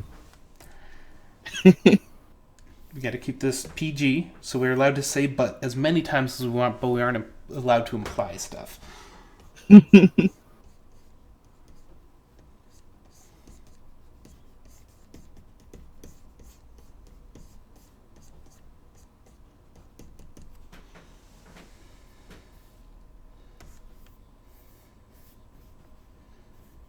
I'm still looking at the little living dead inside the ear right there. I'm like, okay, interesting. I'm just thinking it's funny. All right. Any other questions there, Fluffy? No, I don't think so. Although Yes. slight off-topic thing on like the ear shape in general, just like is it really strange to you? Because that's how I see the ears in the show. Being It's like so bizarre to me. I don't see them being like open in the show. They're kind of like folded. So I don't know. The reason I say did it's bizarre, exaggerate that a bit, but they give you two lines in the show for an ear. They give you that outside curve, or two lines for the inside. they have like one. It depends on which they have which like view it one is. line in the show, which just kind of I guess it makes it because I use two lines. I guess it makes it look even more squished. But Well, Q Pencil Case had something that she wanted to put up there about highlights as well. Is there something we can talk about there with that? Yeah, I mean, dropping a highlight on the edge. I'm is pretty good with highlights, but going you can obviously do that if you want for the viewers. It's gonna make them pop. Nyeh, nyeh, nyeh.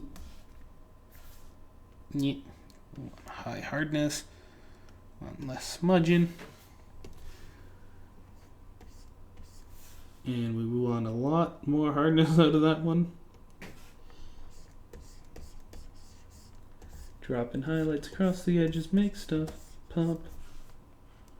Why isn't this working? Oh, come on, program. There it is. Always blame the program, not my fault. I'm gonna turn my light back on now. So I didn't realize. Yeah, by all means. Here's your highlights. They make things pop. Highlights are like some of my favorite parts of drawing.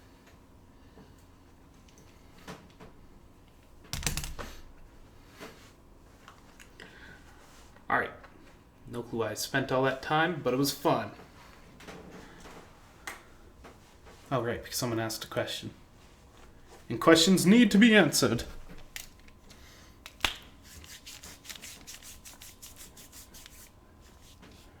So let's go on to Fire in My Anus, then. What's the question? They have a piece of art for us to look at.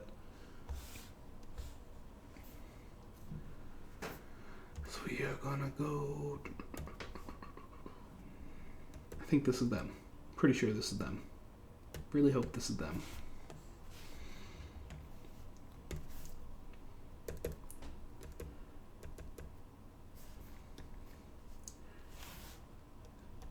Ah, okay, the executor.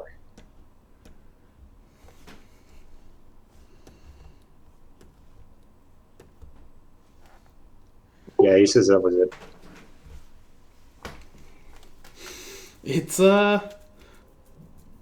It's unique. I haven't ever seen anyone do this before. Congratulations. You get a gold star for being the first. Might give me nightmares though. Yeah, so I remember seeing this one when it was originally posted, and I was like, okay, I know exactly what that is. I thought that was pretty awesome to see. Because, yeah, I mean, when you look at the uniqueness of it and I want to use the word innovation, but I'm trying to think of the exact word of it. I mean, it really shows that, hey, you're going out of the way to try something completely new. And I think you pulled it off quite well there. Don't forget about the Aggio. Oh, come on, really? Warface? Nice, okay. Nice.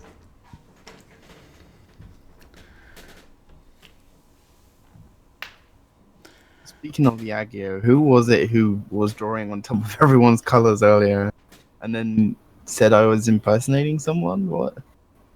Like, what's going on here? You're impersonating Fluffy's eye. Like, I'm not a clone. I'm the original.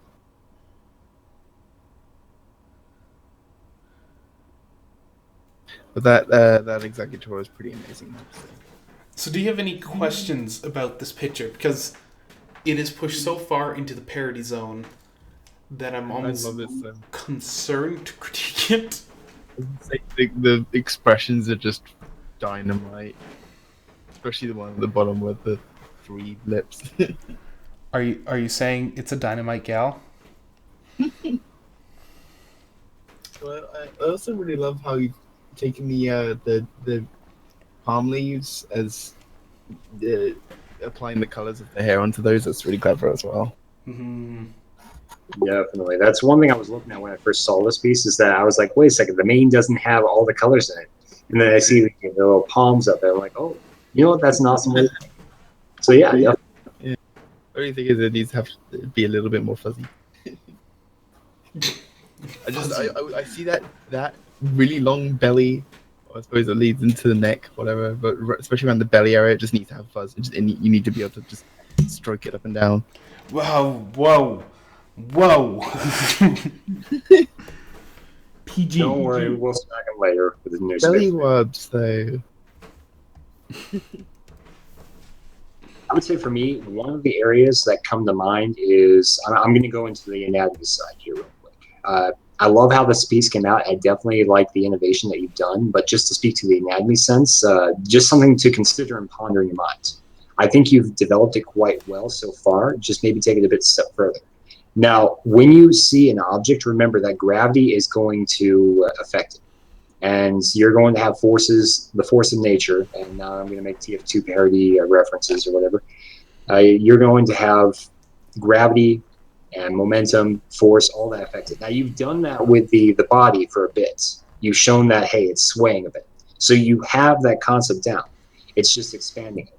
Now, what I would look at is, since the body is so long and you have all this weight up top, you do have that sway, yes, but you're also going to have the weight being distributed down to the legs. And so in order to balance that object out, the root of your pony here needs to be stable. So the tail will definitely help when it comes to creatures, yes. But also remember the legs are there too. Because if there's stability that's going to be the issue, to walk around, you must first be able to hold yourself upright. So that may mean that the legs need to be spayed a bit more out towards the sides to do that. I'm not saying that. Thinking about the center of gravity, but they also are very nicely shaped legs, I have to say. Yes, I yes. that nice. I was going to say that again because it's not wrong. I love it. I really do love it. I'm just trying to present the concept. I'm not saying you did it wrong. I'm just saying I love the concept and I love what you've done so far. So if only I could do legs like that. Because I mean, I'm with Fluffy. I'm thinking the exact same thing. I just wanted to make sure I spoke to the concept here.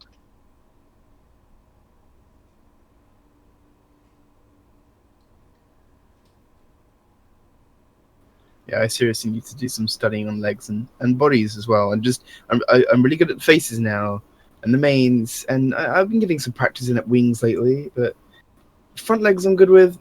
Everything else, just can't get that shape right. I was like, practice, reference, so important. Yeah, what I would look at is references as to where you see action going on and how the legs hit, or where you see weight on an object, i.e., a pony or a something in real life, where someone's carrying a lot of heavy weight on either their top or their back or their center. And what you will see is their legs are bracing that weight, because that's what directly controls itself into the ground.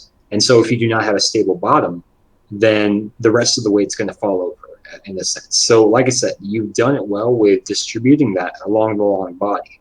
When you look at the palm tree, that's how it's done. It's just when you look at the base, that's going to be your next step. So I love it. It gives a good thought, especially if you're going to look into the pony universe. But if you ever decide to try a bit more realistic or build into that, just remember the concept of gravity.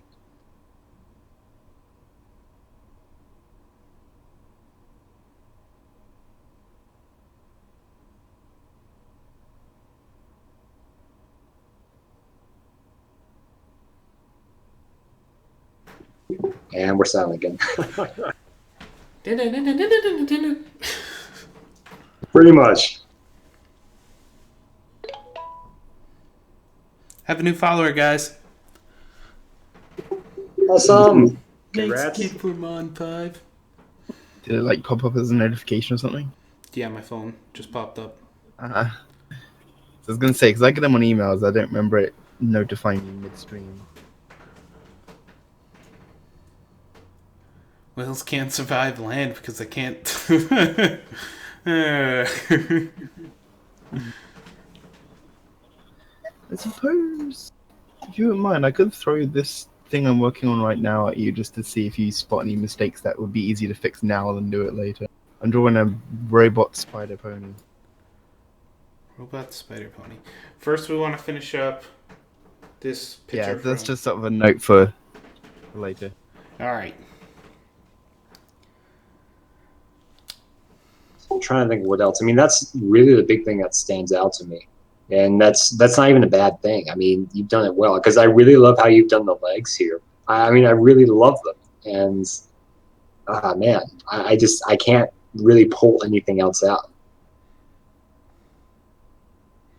You know, the picture's simplistic, but I think its simplistic nature is part of its strength. You've done basic shading. Your shading is mostly keeping with the same direction. It's good. You can do more, by all means, but that'd be like adding backgrounds in that. Right now, your general shapes are fine. Your lines are nice and smooth. Your shading makes sense. I think it's a fine picture. Could you push further? Sure. Do you need to? Nah. Yeah, I think we're all in agreement there. And who knows? Maybe your next one, you could do a whole pony parody scene where you do all the major 150 Pokemon as pony crossovers of the Pokemon. You saying only the Kanto Pokemon are worth it? Yes. Yeah, start from number one, work your way up. Except for that sheep thing. That sheep thing was adorable. Marie? Sure. There were great Pokemon. I really want to see what happens when you get to Ninetales. Ninetales, Ponyta, Rapidash. Those are. Well, we already have Rapidash as Twilight. Come on. I know, but I want to see their take on it. I want to see their take, though. Yes, Whole series. All right, on to the next But that picture. would be a good idea. Like, you can make a whole Tumblr of it and just post these random little Pokemon pony versions. I'm sure it would get lots of attention. Yeah, it would. I guarantee it. I know my ideas. I know they work. So yeah, you should do it. Seriously. I mean, this came out so well that I know that you're capable of doing it. That's why I'm putting it up there. You should start from number 1, work to 151, and then see what you can do from there. So yeah, I look forward to seeing you do that. All right, the Mecha Giraffe. Style is all over this one.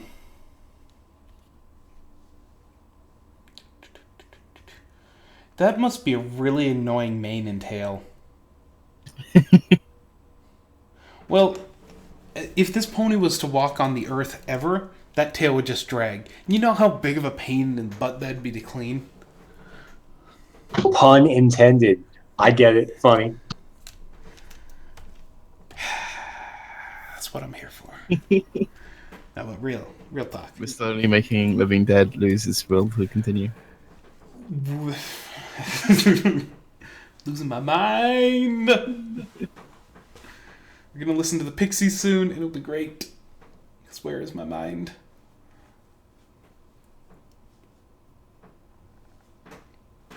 Alright, do you have any questions, the Mecha Giraffe?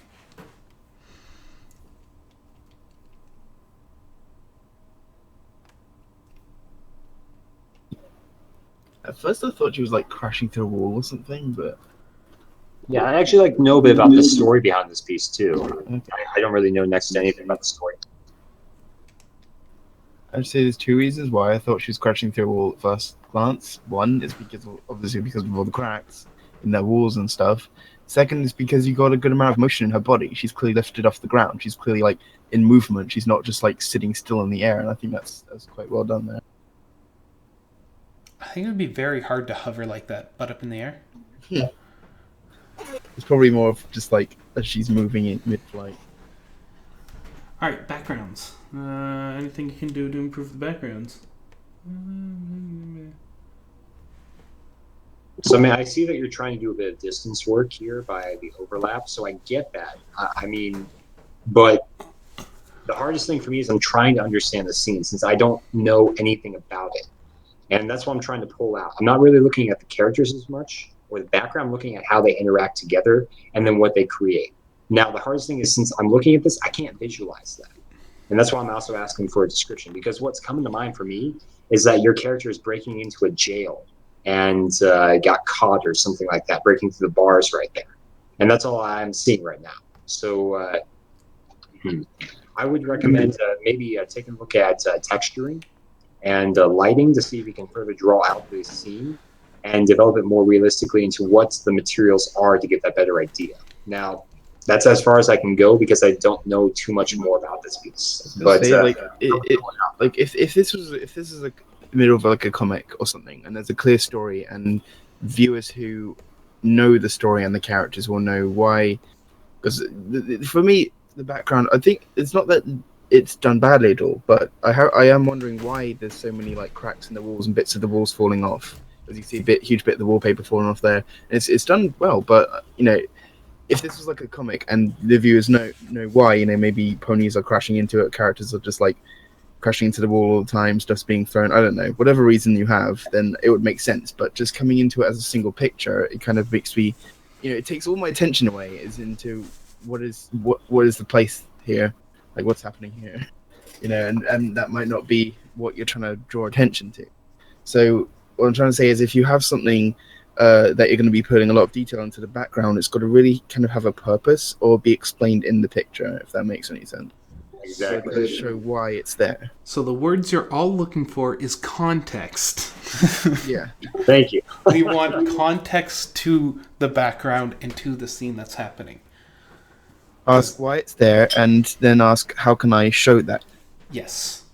So how can we show that this is a bad neighborhood and that it's a phone they dropped? First of all, that doesn't look like a phone at all.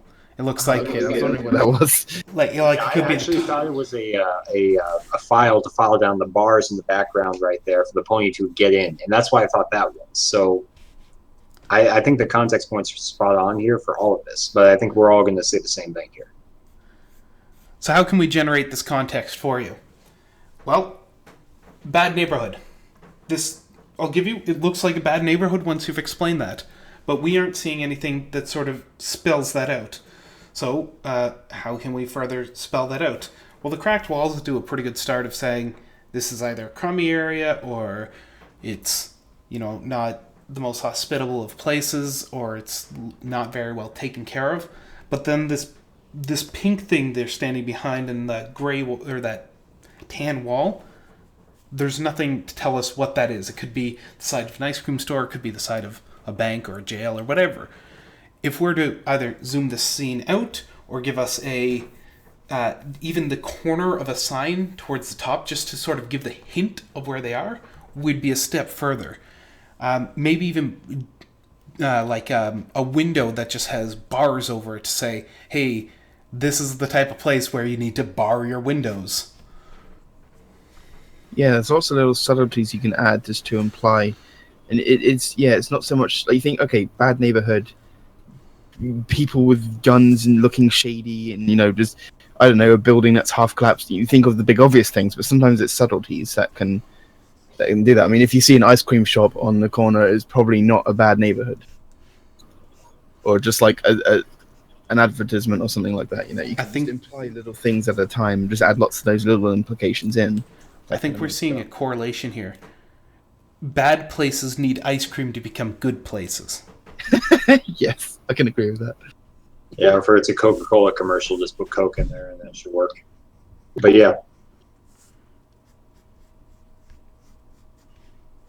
I've been looking for the images here because it reminded me of a few that would help. I'm reminded of Fox and Shadows. They did some drawings a long time ago of a Tumblr idea they had showing their character right there, their persona, in a city, and kind of waking up from there, looking out the window, and showing some of those lively scenes. And where I'm getting at is I can't seem to find the image, so I apologize bringing it up and not being able to put it up. But what I would recommend is look into scenic views, people who've actually gone out and drawn, or images of a city or a town, or in this case, a bad neighborhood. Go out and look for those references to see how they develop. What you have looks to me as it's a very close up, close in, where it has the elements there, yes, but it doesn't show those elements, or it doesn't put any understanding behind them. Yes, you have cracks. Yes, you have a bit of lighting in there. Yes, you have different things that show the differences in it. Yes, it's good. That's good. But it doesn't tell me anything about any of it, really, until you explain it. And then your description does it for you. It's not the image, it's the description. And that's what I'm trying to look at here to develop. Rather than the description telling me what it is, I'm looking at the image to tell me what it is. So on that note, too, I've been watching Cute Pencil Case put up the writing here in the chat as well. And I do agree with that when PC here says that diagonal lines. So one of the things I'd recommend you take a look at, too, are called isometric drawings. Now, this is getting more into cats and CAD and all this other fun stuff where you're using computer-aided drawing and design and architecture. Yes, that's a bit different, but it's the idea of putting in different views and perspectives on the drawing to further bring it out. Now, I'm bringing this up, case in point, for the phone right there. Now, again, to me, I never would have expected phone. I never had an idea until you said it was a phone. But what you could do to better flesh that out is, rather than having a straight bar, change up the perspective of it. Move it so that you see a little screen in there. You angle it so that way you start seeing the different pieces of the item that helps bring that out. If you can do that. I mean, at the same time, you could make it so it's not looking like the phone is stuck to his paw. You just like have it front on instead of side on is what I do, and then you just have one little lump for the thumb on one side, and then some little lumps for the fingers on the other side, and then boom, he's holding it. Yeah, if you look up some reference, it'll be pretty easy to do, and then you can easily see what it is, and it makes a lot more sense that way. Right. Living Dead. Yeah, I apologize for getting on top of you here, but and it didn't sound right. I apologize again.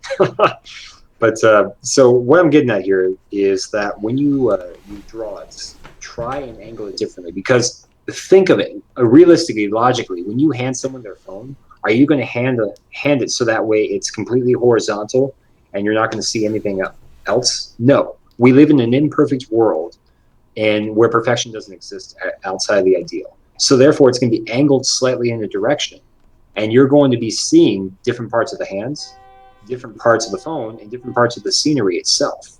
And what that will do, first off, is that's going to help you improve your drawing massively by taking in those different designs and ideals and styles of how something is drawn from a different angle. Second off, it adds more diversity and dynamics, or a sense of dynamic into your drawing. Those elements will help flesh it out and make it more lifelike. It becomes real. Rather than just being a view, it becomes real. And then rather than reading the words or reading a description with it and then trying to understand it myself, I'm looking at this and I am completely understanding what you have with the mind's eye. And that's my overall goal when I go through a piece or I critique it, where I'm looking. I'm considering the characters, the background, and then the scene itself on how they draw into each other. And if you can bring in that perspective, that dynamic elements, that sense of understanding where we pick that up rather than try to create it ourselves, that's all you got to do. And you made from there. So everything you have is good. Just work on bringing in some dynamics and some cross-cueing between the points. So does this all make sense to you? I apologize for the long speaking here. No, don't. It's fine. That's what we're here for. I don't know about you. I'm here for the cookies and the pizza that Living Dead promised me.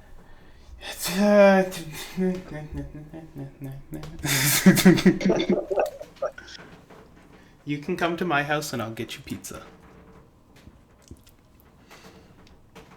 We'll sit down, have a great time, pizza and beer. And cookies for dessert. Why not? Sounds like mine. Well, next time we get together for a convention or something like that, we'll make sure to get some pizza together. We'll come to BronyCon. I've already pre-ordered my room.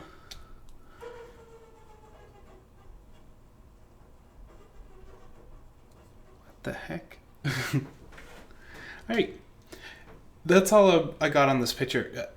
I don't want to say adjust any of the style bits because they're style. You did see I redrew the tail a bit just because I have an affinity for disliking pooping tails. Tails got to be higher on the hip or else they look like they're coming out of the butt.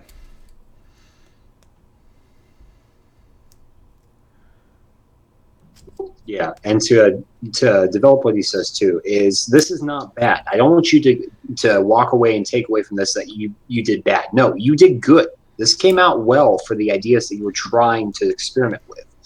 Just keep working at it. That's what I want you to walk away from. Look at references of neighborhoods and scenery. Look at how people draw that as well and try and flesh that out and really see how those elements draw each other in and make it. And I would recommend, there's 5 things I'd recommend for you to take away from what I'm saying, at least here, and my own view, is 1, zoom out of your scene a bit. You have most of the elements very close in. The characters, I think that's fine. Zoom out of the scene behind you, though. You can make that larger. It doesn't have to be a microscopic view. Make it a bit more macroscopic. 2, I'd recommend dynamics. I think the example drawn in about the phone right there, that's what you want to do. Dynamics. Look at the perspective and dynamics. 3, look at the composition. Look at how you draw the pieces so that they come together to create the scene.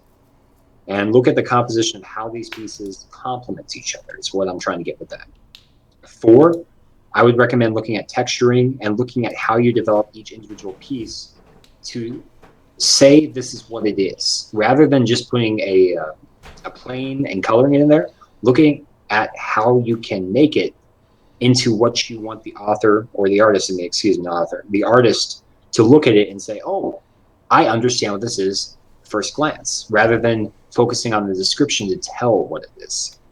And then 5, well, I can't think of a 5 just yet, but yeah, just overall, keep having fun and try. That's the biggest one overall. So that's 5. Beautiful. All right, that was our last picture in the queue that people had thrown towards my face. Is there any other pictures people would like critiqued? I suppose I can give you mine. How do we have 11 people? How does that happen? We have 11 people watching, but 12 people in the chat. That means someone has the chat window open, but not the video. It's never been accurate, I don't think. Just don't listen. Well, in all fairness, Q Pencil Case probably has it on 2 devices. Although my stream was left on, but I would normally have paused it since I jumped into the draw pile. So then I'd still have the chat open, but yeah. Multitasking for the Alright, we can do this one real quick.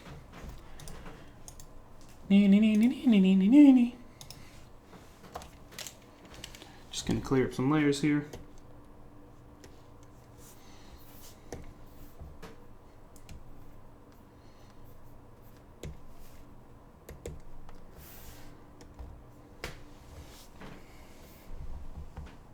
Ooh.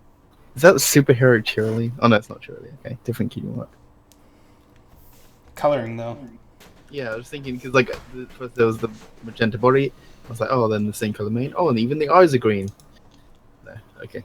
By the way, reminder everyone, eggy, eggy, eggy, yo. Let me see your war face, sir. You got a war face? Ah, that's a war face. Now let me see your war face.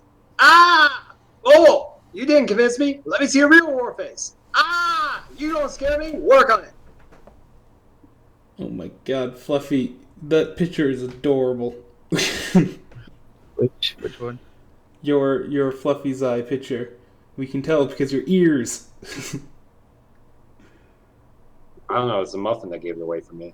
The Aggie. Yeah, on the eggy. I guess. Because we're looking for war faces. We have some Stranger Source going on here. I was drawing her doing this Scrunch Battle thing, and just saying, Scrunch Battle, go! But then someone had drawn the Angel Derpy and Devil Derpy. You're like, you don't eat that muffin, you're on a diet. Like, come on, you know what we want. And so now she's just like, oh, I want to, it's so tasty. You're silly. You're all silly. Silly is good. That's what we need. There's a pony pretending to be a car and honking. Actually, that's Derpy as well. Derpy's all over this. Oh, there's a Derpy on my background too, apparently. Nice. Oh, of course the background doesn't appear. Why would it appear? Whoa. I can't see it. What if I do... Wait, if I do this?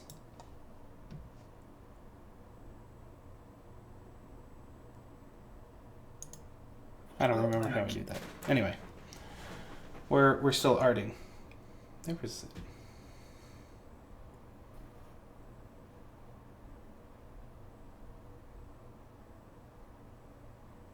There, derpy background. The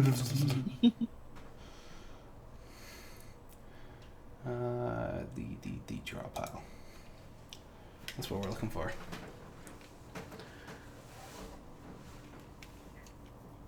So we are critiquing this superhero.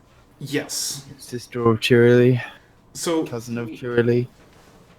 you have a very anime human-esque face. Especially with the nose, muzzle. It's very angled and sharp. Yeah. I mean, it's fine for the style, but even on like the ears and everything, you can see as well, everything around the head and the one of the legs as well is all very sharp.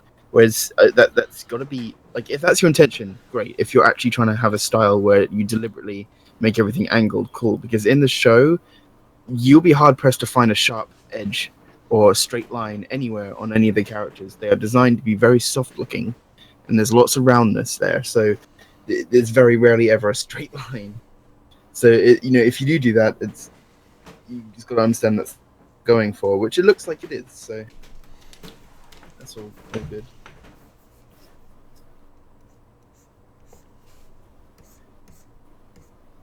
Yeah, I think Living Dead's getting on the initiative there. That leg looks backwards or broken.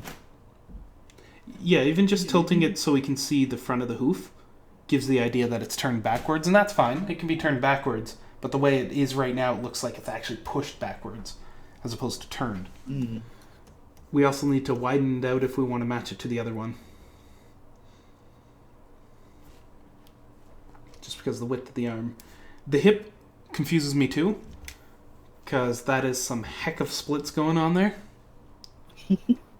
Yeah, I would say with the hips here, look at your perspective again. Look at how you develop that, because when you look at an image, you're never just going to be looking at from one plane of view. Even though you're working on a two-dimensional surface, your view is 3D. You're trying to mimic 3D on a 2D surface. So by showing that, angle it a bit differently. And it may be more complex to do sometimes, because in truth, it still is for me. I won't lie there.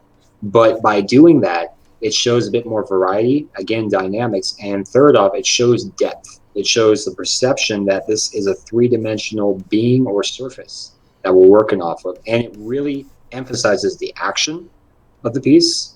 And then second off, it emphasizes the direction and the movement, the momentum, and all that's going on here. And if you're moving to the right, you're trying to pin Fluffy's eye to the ground in a wrestling match to end the world or whatever. I don't know. Then you can get that from this piece by saying, oh, I can see the emotion. I can see the action. Rather than just looking at the face, you can see it within the nonverbal communication. Non-verbal communication is very important. It makes up most of conversation, actually. Agreed. Except for this one, obviously, because I can't see your face. Yeah, like online chat's different, of course, but no, even then, it still makes up a certain percentage, just not as high, because you're still your voice does change depending on the body language you're using.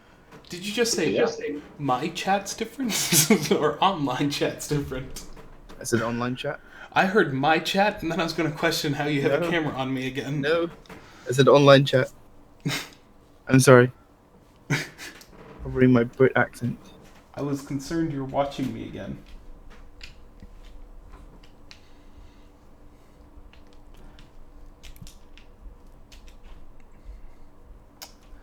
Yeah, but one thing I do want to say about this one is I definitely like the face.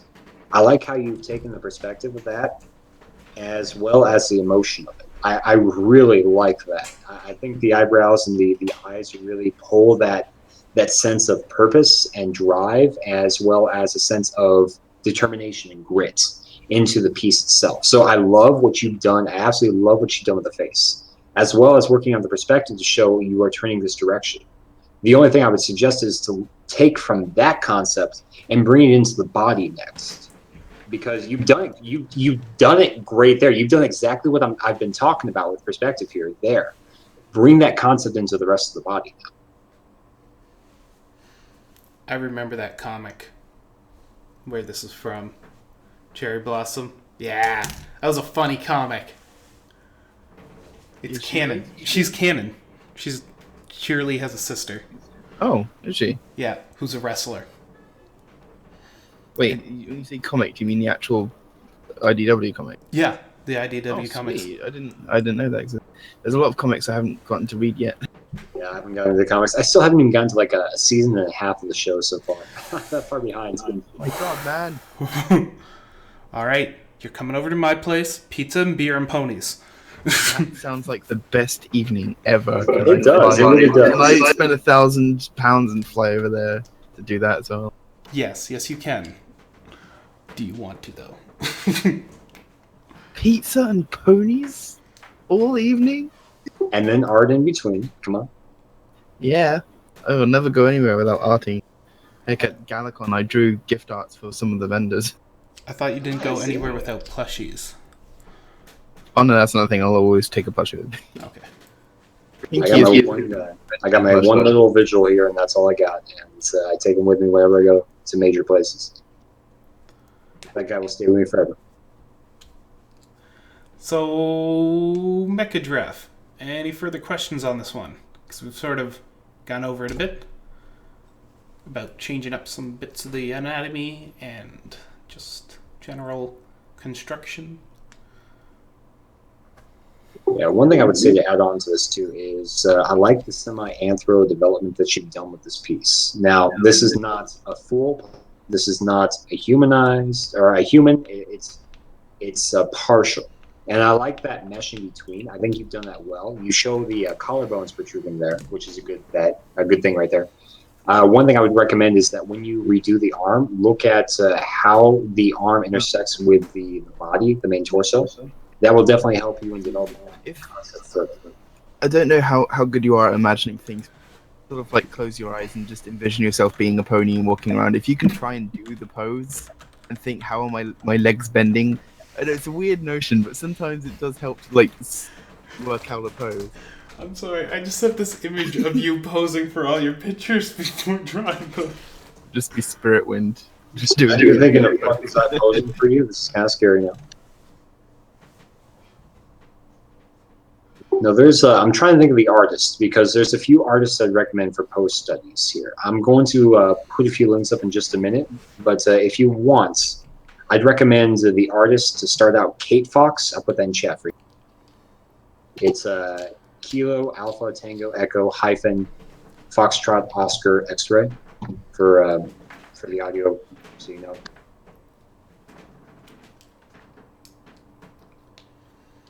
So that right there is one of the artists. Now, oh, crap, wrong Picardo. Oh, oh, well, let's see how it is. Multiple people. You tease. no, I have someone else here who popped up onto my radar just today. So I alt-tabbed to the wrong one. I apologize. Eggy reminder. There's still faces. Oh my god, that's such a weird face. Who said that?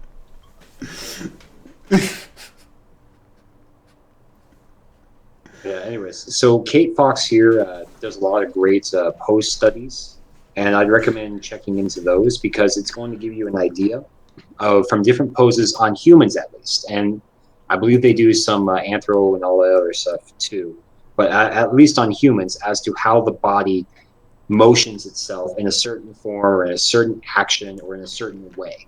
And you can get ideas from there as to how you can develop that into your own studies, back into your own art. So that's one really, really good artist I'd recommend you take a look at for posing itself. And then they do a lot of dynamic stuff that's going to help you 100%, I guarantee it. I'm trying to think of the other one, but it's not coming to mind just yet. There's a lot of other poses. Fluffy's Eye. Do you remember the artist who does all the gun poses and everything else? I should know this. NC Mares? Not NC Mares, though. I absolutely love the art, and I love what they do with their poses as well. I would definitely recommend them too. But I'm trying to think of it's a human picture. They're taking pictures. If it's like involving guns, and I'm probably not. It's probably not one of the things I've looked at. Yeah, so it's firearms. They do stuff without them, yes, but they're well known for firearms and doing things for combative pictures. But if I get the name, I'll put it up for you as well. I'd recommend them too because it gives a real life view of this as well. And it's a couple who does this. You're telling me Fluffy Guy likes fluffy over not fluffy? Weird.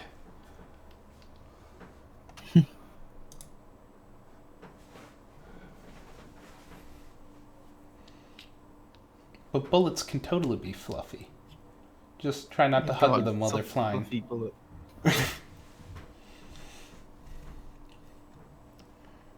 It's the plush gun. The plush gun. Okay, now you know what I'm going to be remembered for when I die.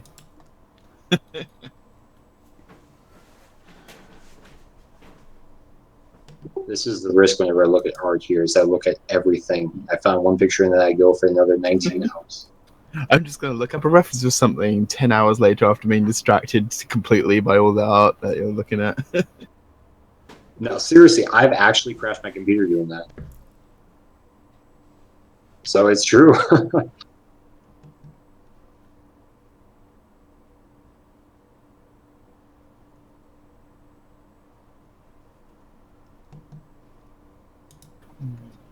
Doing this like.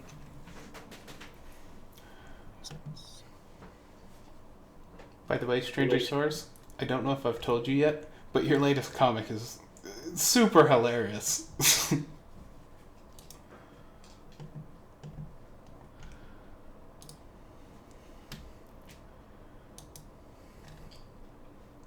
Well, I sort of found it. You can find them linked off of these guys for other things, but there's an artist called Freeport on DA. That would be one.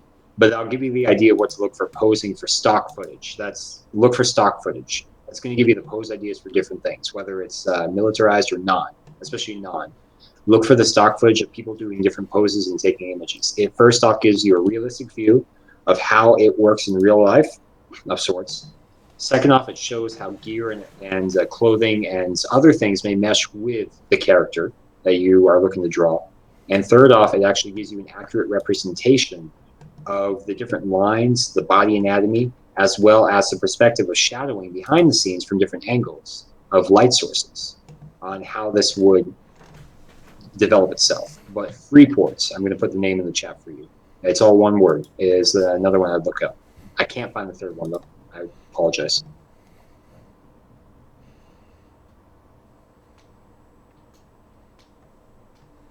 But that's kind of the major stuff I have, or else I keep talking.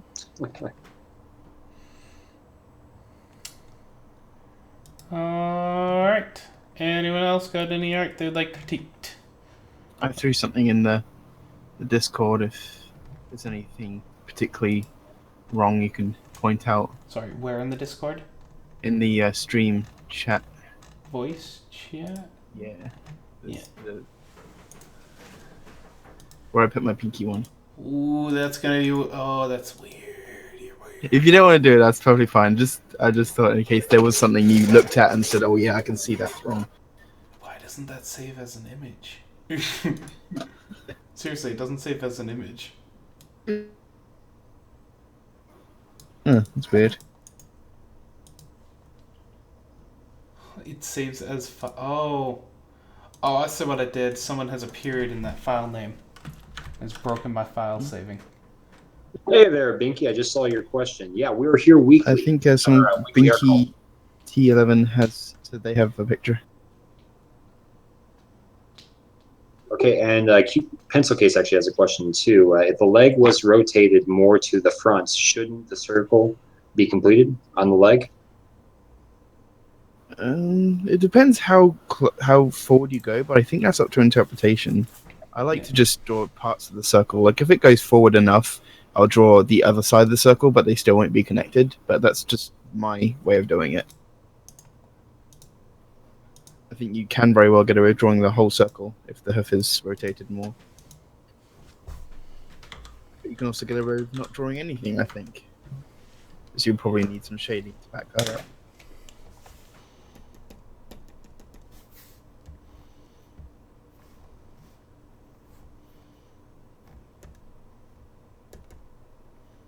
Bam.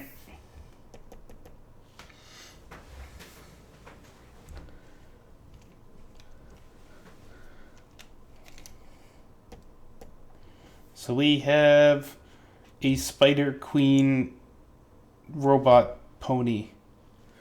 Do I got this Every right? time I see this in a chat, you add something else to it.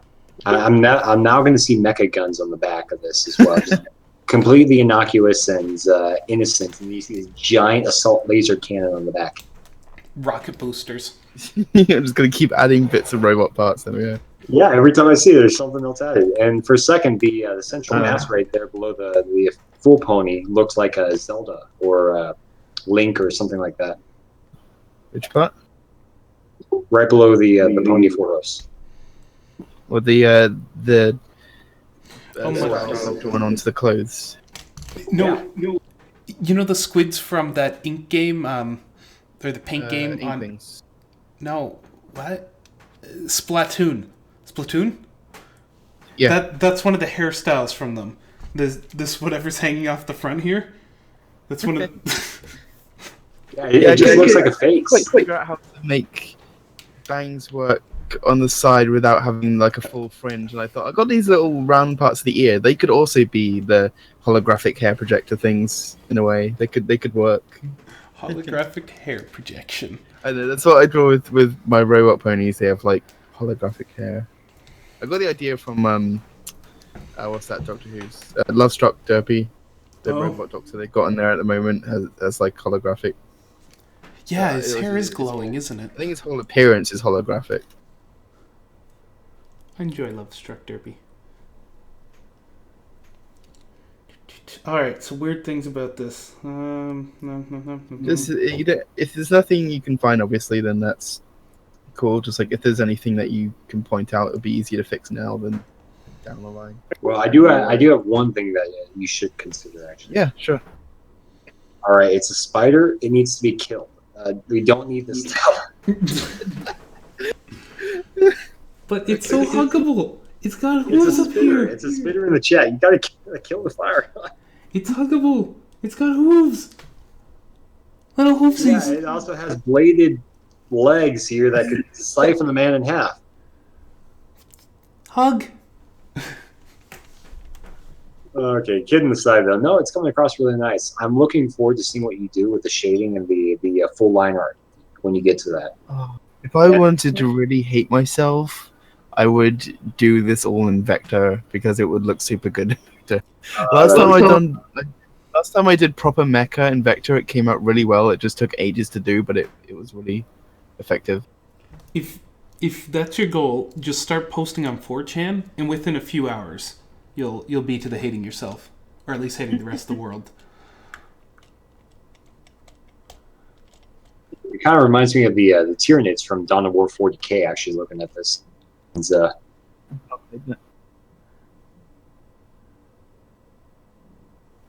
also need to fix the little metal clamp things holding on that orb in the middle. I need to fix the one on the bottom right. Can't quite figure out. So I don't think it would go all the way over the front, or maybe it would. I think it would, just based on the other three, how far it's going. I think this should just be a little bit down here. Yeah. Then we form. No, it should be down just even a bit more. yeah, because I would like to see what you do with the rear four legs here. It kind of disappears into the central body points. I don't really see how they connect just yet. Yeah. It would be a lot clearer once I've cleaned up the sketch and everything. Yeah, and that's what I'm I waiting can for. show you I can show you a dried up picture I've drawn to see if there's a bit more of the visibility there, but I doubt you'd want to see it. Yeah, well, if it's a camel spider, no, I'm leaving. I don't know what a camel spider is. Be thankful. Don't look at pictures. And when I say don't, you're going to. I know you will. Just No, I remember, was you just can looking at my actually picture. shoot those things with a rifle. When I'm not. I'm totally not talking from... I'm definitely not going to look up a picture of a spider then. They're huge. They chase you. They literally chase you in the Jeez. shadow. The tarantulas on Animal Crossing creep me out enough. Tarantulas are small compared to these things. These are the largest land spider you can see ever. Like, they're huge, and they chase you. You shoot them. You literally shoot them. Master's not thinking about the spider that I hid under his bed. Quiet you. Quiet. There's a reason I like Starship Troopers. The first one, only the first one. You get to use big guns and nukes against bugs. That's good. Cute pencil case. There are spiders that fly. Oh my god. This is... I'm glad I'm not an arachnophobe, but my friend... I have a friend who's like the biggest arachnophobe I've ever met. She would just not be able to be here for this conversation. It's really cool. They spin their web out, and because they're so light, they're actually able to spin enough that the wind is able to catch the So what you're the saying silk. is... It's It's the true. spider version of Tails. Yeah, exactly. Yeah, it's kind of true, actually. It's like a cell with a flagella, where it can move around in a medium using that. It's different with a spider, but it's actually true. They can do that when they're real young. That's one way that they can get to different places, and then settle down and make their own web from there and grow. Topaz, I suggest just moving to the Antarctic. You won't see a single spider up there. Or many We say things. that now, but then people make genetically altered spiders that can exist, and then I freak the heck out. All right. Do we got any other that's looking for critique? We're going to call this I think stream. someone said they had, but I don't know. Was it? Oh, and Q Pencil Case did give one critique advice for you, Fluffy. You need to add a bit of fluff to your piece here, because we're missing this. It's literally all metal. Just, But I'll find somewhere to put fluff because Just- it's a rule. just give her a little, like, plushie hanging from her. Like, people hang medallions off their Little toys. keychain. Yeah, exactly. Like the pinky that's hanging on my bag. I'll just do that. I think Binky T11 had one. They were asking if they had a picture if they could share. Yes, Binky, you can. How will they give it to us? Imgur, however they can fire an image to us. Yeah, if you have Gazo or anything, you can shove a link at us. That'll be good. High-speed carrier pigeon. So otherwise, you just unfold this picture, shove it in your scanner. There we go. otherwise Battlefield 1 here, right? Yeah. Vision? I mean, I gotta at least throw something on the Aggie, and then we can play video games. By the way, people, Aggie. That's coming along.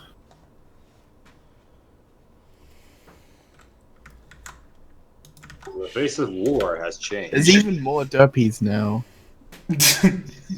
I Not stopping. I suspect Stranger Source really likes Derpy. Yeah, me too. Because they have spoiled.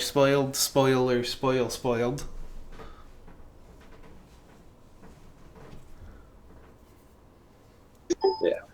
Lately, I'm it's reading just Warface though, and it's actually reminding me of a video game called Warface. And awesome game. Sadly, no one plays it, and it's more pay to win, unfortunately, these days. But when it came out beta, it was amazing. Co-op game, you can do a lot of good stuff. But the face of war has changed. Only that which can adapt can survive.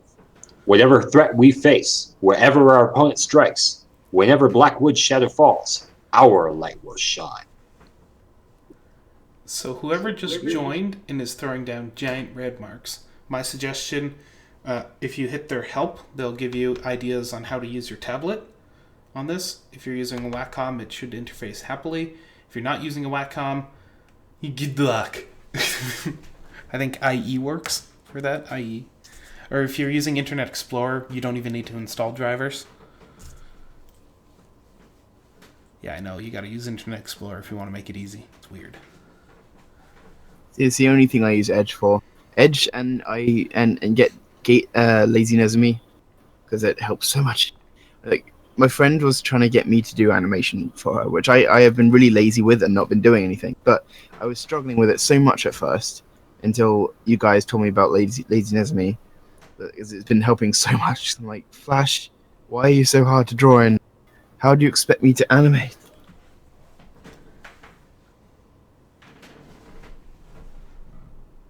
I should probably pick that up one day. What, learn to do animation? No, Lazy Nizumi. Oh, yeah. Because I'm lazy, and we seem to be using more than just programs that support smoothing. I would not be able that derpy on the Yaki without laziness because I opened it up and I started stroking and it just like flew all over the place and I remembered that I had to re-download as a me, so I did that and I'm like, oh, this is so much easier. Done and done. Well, I'm reading the conversation chat here, and I want to drop off on this one for a minute, but Q Pencil Case. Your mission, should you choose to accept it, is to draw a pencil case in a bee costume. Message will self-destruct in 5 seconds. Wait. Sorry, the pencil case is wearing a bee costume or bee's wearing a pencil case as a costume?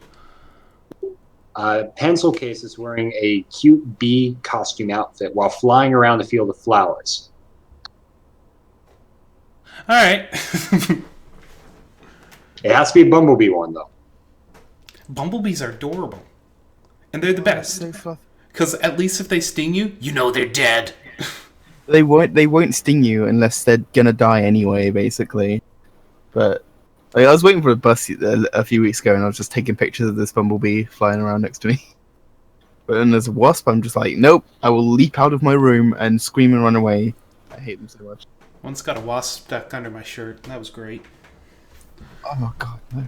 My sister says she wakes up with them on her face. I'm just like, oh no. Where does your sister live? A room the other side of the corridor from me. You might want to just burn your house down. Like they I saw one yesterday for the first time in ages, and it like flew into my room and then flew again. But they should have stopped coming in like months ago because of winter. I'm reminded of the first Starship Troopers movie every time I hear all this stuff. And the second one, I will never watch again. I watched that once. I will never watch that again. Freaked me out. And it was horrible, wasn't it?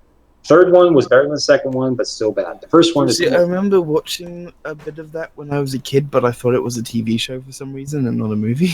They do have a TV show of it, actually. It's called Roughneck Chronicles. They never finished it, though, sadly, but it was good. It was a good animation. Yeah, The first only one. thing from it is a big beetle monster that shoots like laser mortars out of its butt or something. I forgot the name of those, but those are the mortars and Yeah. defense units. That's like the only thing I remember from it. And the brain bug. And army suits. I creeped a lot of people out when they came out in the theater, though. The arachnids, though, the arachnids and the tanks were the two big ones. But you could never have enough ammunition for the Morita rifles, so those things were beautiful. If you played the video game, the upgrade of the Marauder rifle had unlimited ammo, so you finally had enough ammo. Finally. I can see it. No, you know, actually, that's another idea for a pencil case here. I have all these ideas coming at you. I'm not sorry, though. But you should draw cute pencil case in mobile infantry garb from Starship Troopers with Morita rifle, body armor, and especially the helmets, okay? And when someone's talking about bugs, that's your go-to image right there. Pencil case, kind of like the Spartan pencil case pony that we did. You have to do that. I really want to see you do that with a pencil case set. I know you would, because then when people talk about bugs, all you got to do is post the image.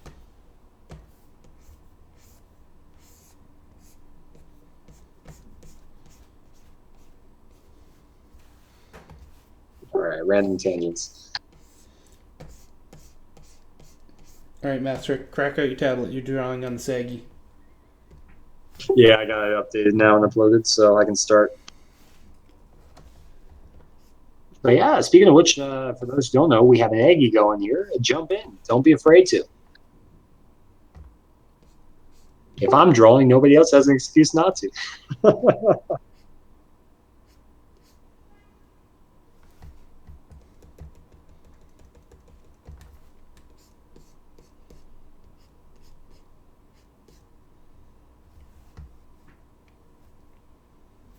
And yes, you should take notes.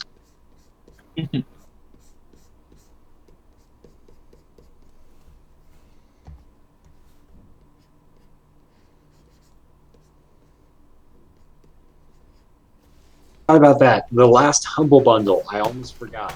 It's too late now, but they had a whole cosplaying section on the Humble Bundle of books that you could get. Like tons of books in the past one. And then they had the Company of Heroes games for the video game section.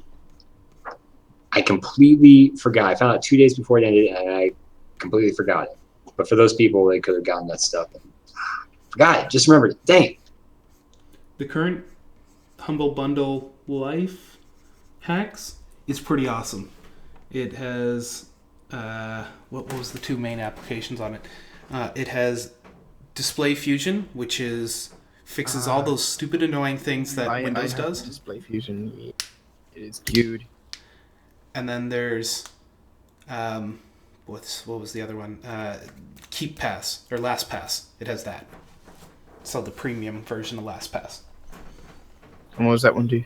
That keeps passwords and generates passwords for you. Oh, I've heard of that, yeah. It's something that everyone should use. So you stop having these stupid simple passwords. And instead See, you I just use the use password manager. cheese muffin. Nothing. I'm kidding. Hunter 12.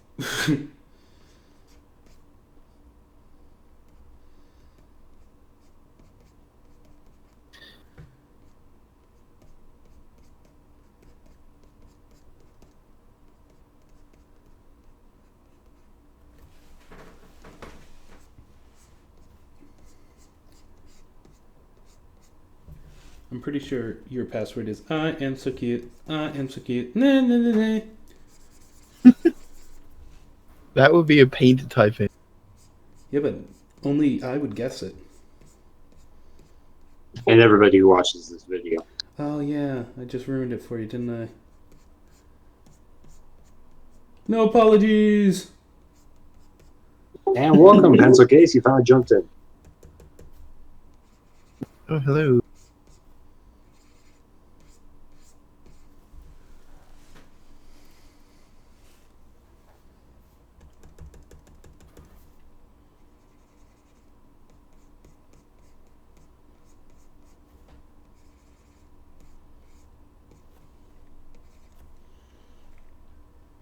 And was that them jumping up? Now they DC a few times every so often.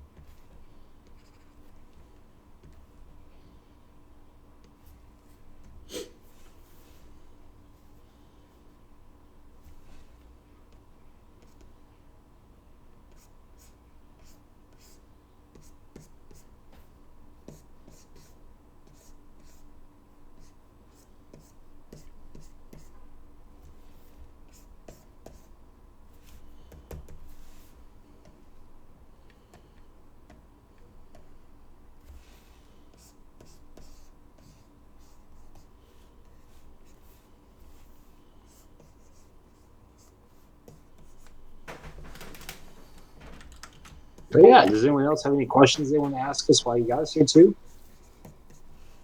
Or any thoughts that come to mind or other things? Yeah, ask away. We're all looking at Living Dead, Drawing Dead, and there's a Monster Bumble there too. Yeah, I think we were waiting for someone to send a picture, weren't they? I don't think they did. I don't think they're listening anymore. They haven't said anything in a while. I think they ran off into the ether. Oh no, they are still in the chat, so.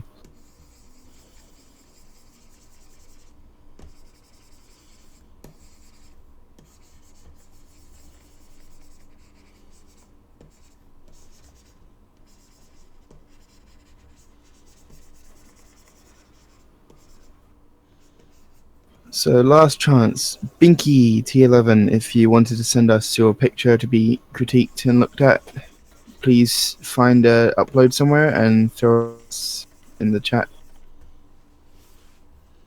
Don't worry about being soft either. Throw it hard, okay?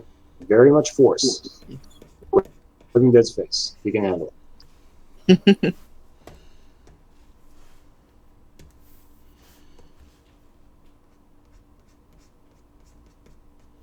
You know, it's pretty hard to draw on like 7 pixels. Why are you drawing so small? I don't know. Like I normally draw kind of small anyway, but like the only time I've ever drawn super small was when we were doing that book 4 versus 1, and I just like I was drawing all the little plushies in the background. That was a great one. That was such a good one.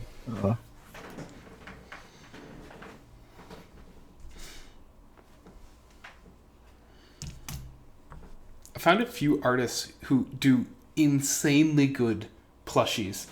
Like all their plushies seem like they're sort of alive in the picture because they're all looking at a subject. They all have just very subtle facial expressions. Makes me happy every time I see them. My ponies are alive to me. You know They what don't need a subject. You know what we haven't seen for a while? We're missing the happy dancing guy. Where's his symbol? You what? Huh? We haven't seen that in our images in a while. Strangersaurus used to put him everywhere. Speaking of that, where's Stanley in here? I can't remember. Draw it. And that's the Leroy Shuffle right there, actually. Where did I put Aggie? I was asking someone earlier if I misspelt delicious, and apparently I did. Thank you. I think it was Strange who pointed it out. Ain't no stopping Don't do me. Don't do it. burning through the sky. Come, Mr. Fahrenheit. You're the speed of light.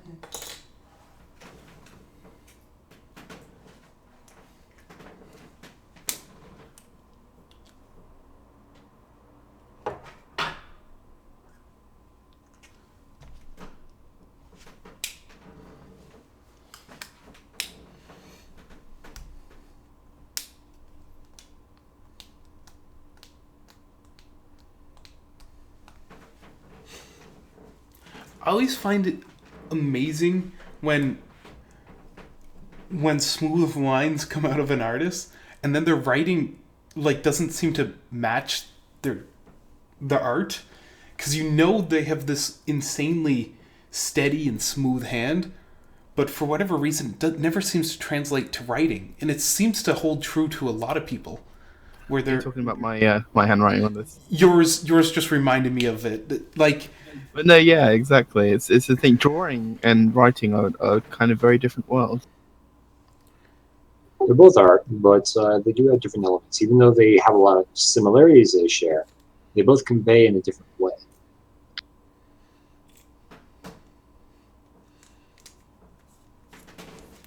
It's kind of like trying to do car design and then play the piano.